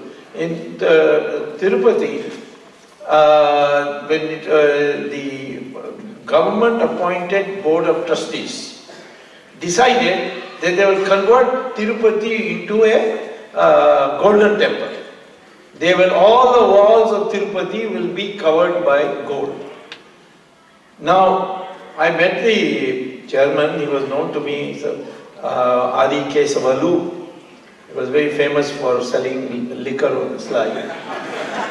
But Andhra government thought he is the fittest man to be Tirupati board of trustees. So he said, no, it will be very nice, it will be compete with Golden Temple in Amritsar and all that. I said, this can't be the reason. You go and meet the Agama Shastris and ask them whether you can do it. That will be a proper procedure. And why you have to do it when they have not proposed it? She said, no, what is the harm? I said, I went and saw, I've been to Tirupati temple many times. On the wall, there are so many carvings, writings of Naivedyam should be prepared. So many things. You will cover this all up with gold. So he said, no, I have taken a video of all this walls and I will put it in a museum and you can go and watch it there. You don't have to see it here. And I said also, Archana also you can do a video and say, no, this is the crassness with which. So I went to the Andhra Pradesh High Court and I got an order and they were ordered to suspend, to quash this project, and now Tirupati temple has been liberated. I can tomorrow free Tirupati. I can tomorrow get Tirupati temple free if you can give me a body which is willing to accept the running of Tirupati. Maybe if you offer, I will give it to you. Provided Hundi is in my charge. Well, I'm an economics professor, no, so therefore, there is no temple today which should remain in government. Only thing we have to create is this new body. Pejawar Swamy was saying that he would pick it up, but nothing has happened. And whatever you people can do, please do. But I intend to work on it. The government should really work on it. But I'm not so busy sending Sonia Gandhi to jail and Chidambaram to jail that I have no time to deal with this issue. And I sometimes have to come to Washington to give a lecture also, that also takes time. So, therefore, we need some brains to work on this. What kind of a structure should be there which will tell the government, hand over these 4,65,000 temples, and we will see that it is properly administered by some parties we assign it to. So therefore, there is no more any possibility of government having unlimited power. But by the same token, we can take over masjids and madrasas for at least a limited period of time to clean up the place. That's enough for us. Thank you, Dr. Swamy. The last question is for Rajiv ji, and it has multiple parts, and I'm trying to paraphrase the question. For your work and your books, are your plans on creating alternate multimedia formats, documentaries? How much support are you getting to build your home team from the government? And is your work reaching only the elite and not the rest? So, thank you for the question. The work is organized into 4 segments, which I call A, B, C, and D tracks. A track is original research, published as a research book. I have 15 more in the pipeline on different topics. Track B is to train the next generation of Swadeshi Indologists, people who are young, well-trained, knowledgeable in India, so they don't get siphoned off by Harvard, Columbia and turned into sepoys, but we should be able to nurture our own people, and that would be our academic type of home team, for which we need a lot of funds because these people need stipends and things like that. Then there's track C, which is to develop e-learning. So I've started something called the Kshatriya Academy, sort of named like the Khan Academy, but mine is called Kshatriya Academy. And in this Kshatriya Academy, we're going to have e-learning courses. In 2018, we have about 12 e-learning courses that are already in the pipeline. We are waiting for some tech support. We need some Moodle tech support so we can launch our platform. Once we can get the technical platform going, the content we've already developed for about 12 courses. We want to take all our knowledge and turn it into popular level appeal, and it's all donation based, so you don't, no fee, you give donation whatever you want to.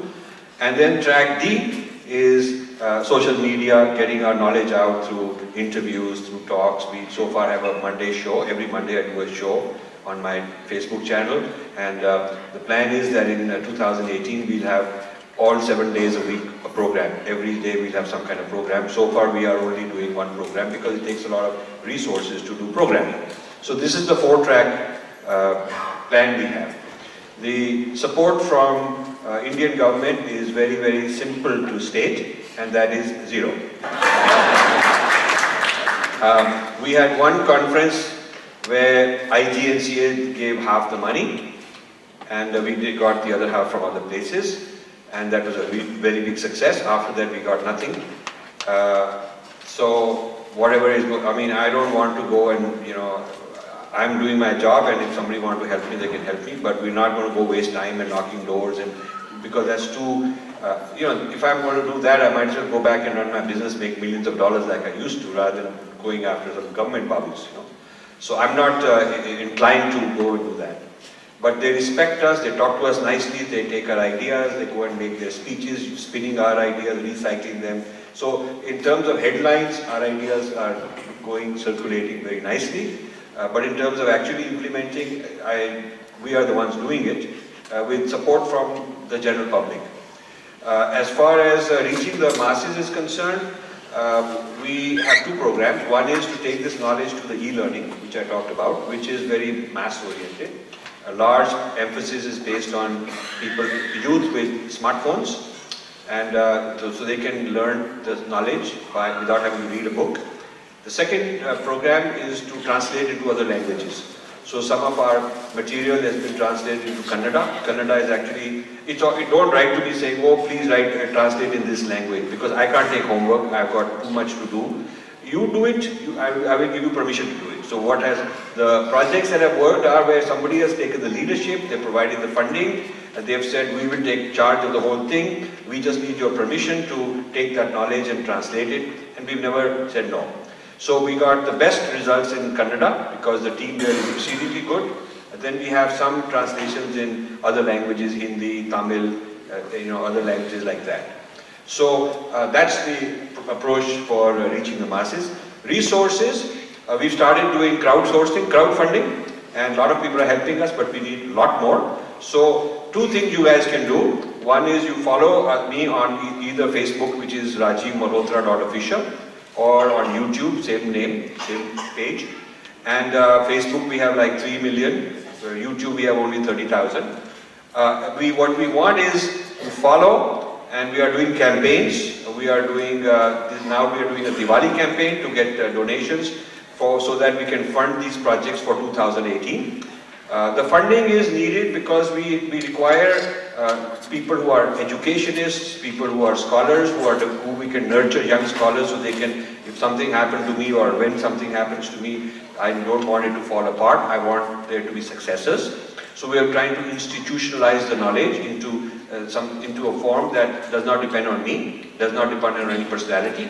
One of the weaknesses I think Hindu society has is that we have not been able to institutionalize our success. So when a guru passes away, as happened to say J. Krishnamurti, or as happened to Sai Baba, or to wherever, whether we like the guru or not is not the point.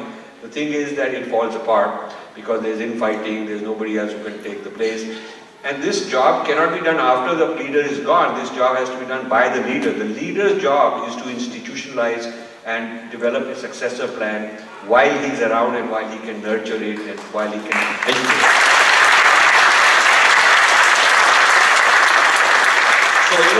So this means a lot to me. I mean, I've given away all whatever I made, I gave away that in the last 25 years. My personal income is zero. I'm basically giving because I want to do this work. But I don't want it to evaporate after I'm gone. I want it to be institutionalized. That is where I need your help, is to take it from a one-man show to an institution. And this is where I think that maybe Dr. Swamy and I, we can work together also to develop a big institution for where we can all work together. So I'm looking at what are the criteria for evaluating an organization, and I've used it to evaluate us. And it can be, we could also use it if other people want, they can use the same criteria. We have a grid with about 10 criteria, measurable, quantifiable, so that you can do it's like ISO standards, similar to that. This is how to evaluate a Hindu organization. So it has a lot to do with depersonalizing the success so that it does not depend on any individuals. Building assets. A question I asked is, what is the capital? How are we creating Hindu capital? We have to create Hindu capital. So I've come up with 10 different criteria of Hindu capital, different kinds of Hindu capital. And it's not just property, it's not capital in the sense of real estate, but intellectual property capital, goodwill capital, support-based capital, kind of an educational institution. It could be virtual with no land, and that can be a form of capital because you have curriculum and you have students. So my goal is to have in the Kshatriya Academy, in 5 years we want to have 1 lakh students online, 1 lakh students in the Kshatriya Academy. So all of you who want to, if you want to help, donation-wise, go to our thing. We have a very good click. You can click and give in dollars, rupees, whatever you want, and you get tax deduction. If you want to help in joining in a project, then either join one project, or if you want to propose your own project, then take leadership. Be responsible for the funding and for the work. What we don't want is somebody coming with giving me his idea that I'm supposed to do. And that is, we are not looking for opinions. Lord, we get 99% of the people offering us help are basically giving us their opinions. And I'm saying, that's good for you, but we have project A, B, C, D, tell us where you want to fit. That's what we're doing. Thank you very much. Thank you very much. We received a lot of thought-provoking questions, but that's all we have time for. So I return the floor back to the MC. Thank you very much.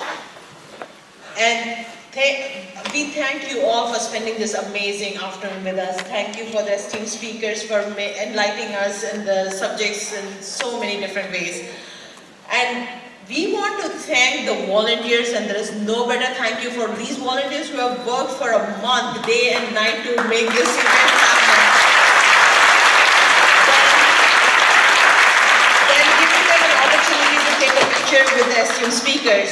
So as the volunteers line up to come on the stage and take a picture with the esteemed guests, the volunteers only for right now, Mr. Krishna Gudipati will be giving us the vote of thanks. Thank you. सर्वेषां नमस्सर्वेभ्यः सर्वे कार्यकर्तारः कृपया शीघ्रं मञ्चस्थः आगच्छन्तु वयं चित्रं नयामः So this event is like a flower. In order to make a flower and a fruit come, there's a plant that needs to happen, and the soil and the farmer needs to work, and many things need to come together to make this kind of event. First of all, in the olden days, like how the Devas used to come, Devas came down and took care of things, they will say. Like that, Dr. Subramanian Swamy, Rajiv Malhotra, Padkumar Mahodaya, they have come down to help us do this yajna of Sanskrit Revival in USA, and Sanskritization of English, Matru, mother, Bratru, brother, it is already there, we just have to find out. Many Hindu organizations came together to help support this. They are Sanskrit Bharati primarily, American Hindu Coalition, Pakistan Hindus, Hindu Swayam Sevak Sangh, they did enormous job, I cannot tell you how much. Ekal Vidyalaya, Seva International, Om Kriya Yoga Foundation, Overseas Friends of BJP, India International School, Global Hindu Heritage Foundation, and also the lunch. We have been sponsored by many restaurants. They just gave their food for the sake of this event, wanting to revive Samskritam. They were purely motivated by the cause. Madras chopsticks, country oven, Deccan Spice, Paradise Biryani, Sarvana Palace.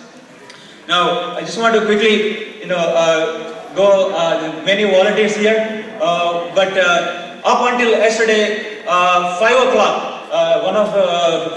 they were printing the brochures and going on to make this happen. And they talked about many meetings and many, it's basically like a pure yajna that happened to make this happen. So I don't have time to say everyone, but these are all your people.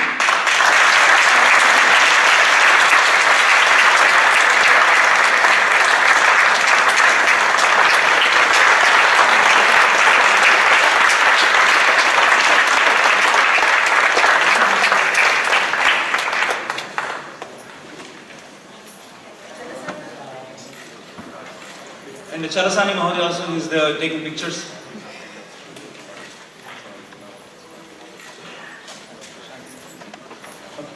Okay, so next we're gonna do Shanti Mantram, but we have book signing. How many of you are interested to buy the latest book by Mrs. Swamy and have the book signed by Dr. Subramanian Swamy himself? Awesome. So, if you could please line up carefully and slowly next to the table where Swamiji will come and sign books. Please be courteous and stand in a line. Only if you stand in a line, he will sign, otherwise he will leave. Same thing, Rajiv Malhotra ji will also come and sign on his table. You've already seen the table. So please line up slowly and carefully. We'll end this with Shanti Mantram as per our Sanskriti from Sri Bhaktanjanaya temple.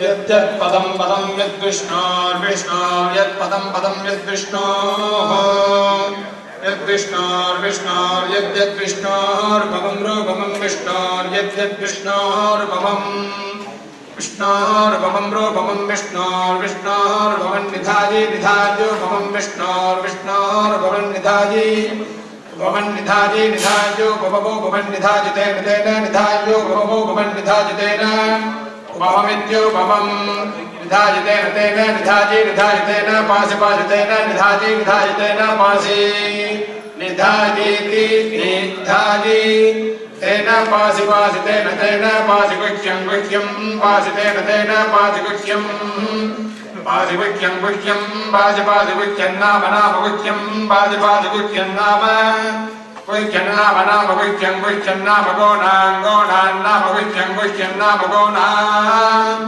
नाम गोनां गोनां नाम नाम गोनां गोनामिति गोनां च समायुष्यमारोग्यमाविधाश्चोभयमानं महीयते धान्यं धनं वसुं बहुपुत्रलाभं शतसंवत्सरं दीर्घमायुः सदमानं भवति सदायुः पुरुषस्वतेन्द्रिय आयुष्येन्द्रिये प्रतिष्ठति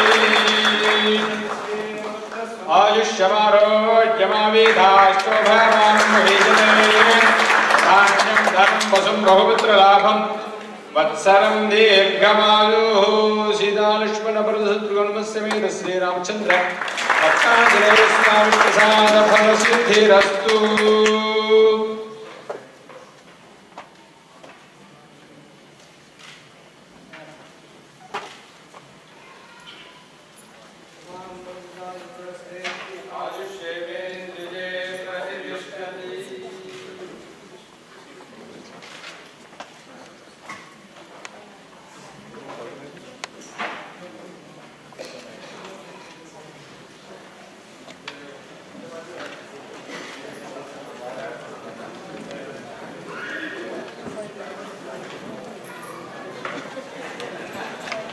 Thank you, everyone. That closes the event for the day this afternoon. Thank you.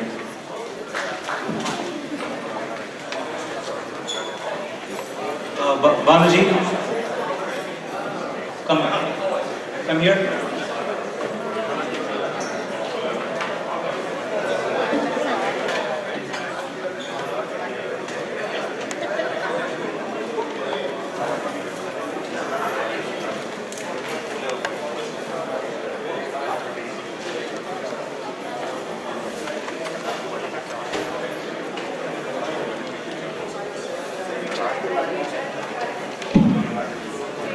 Raj Babakanti ji, where are you? Please come out to the stage, please.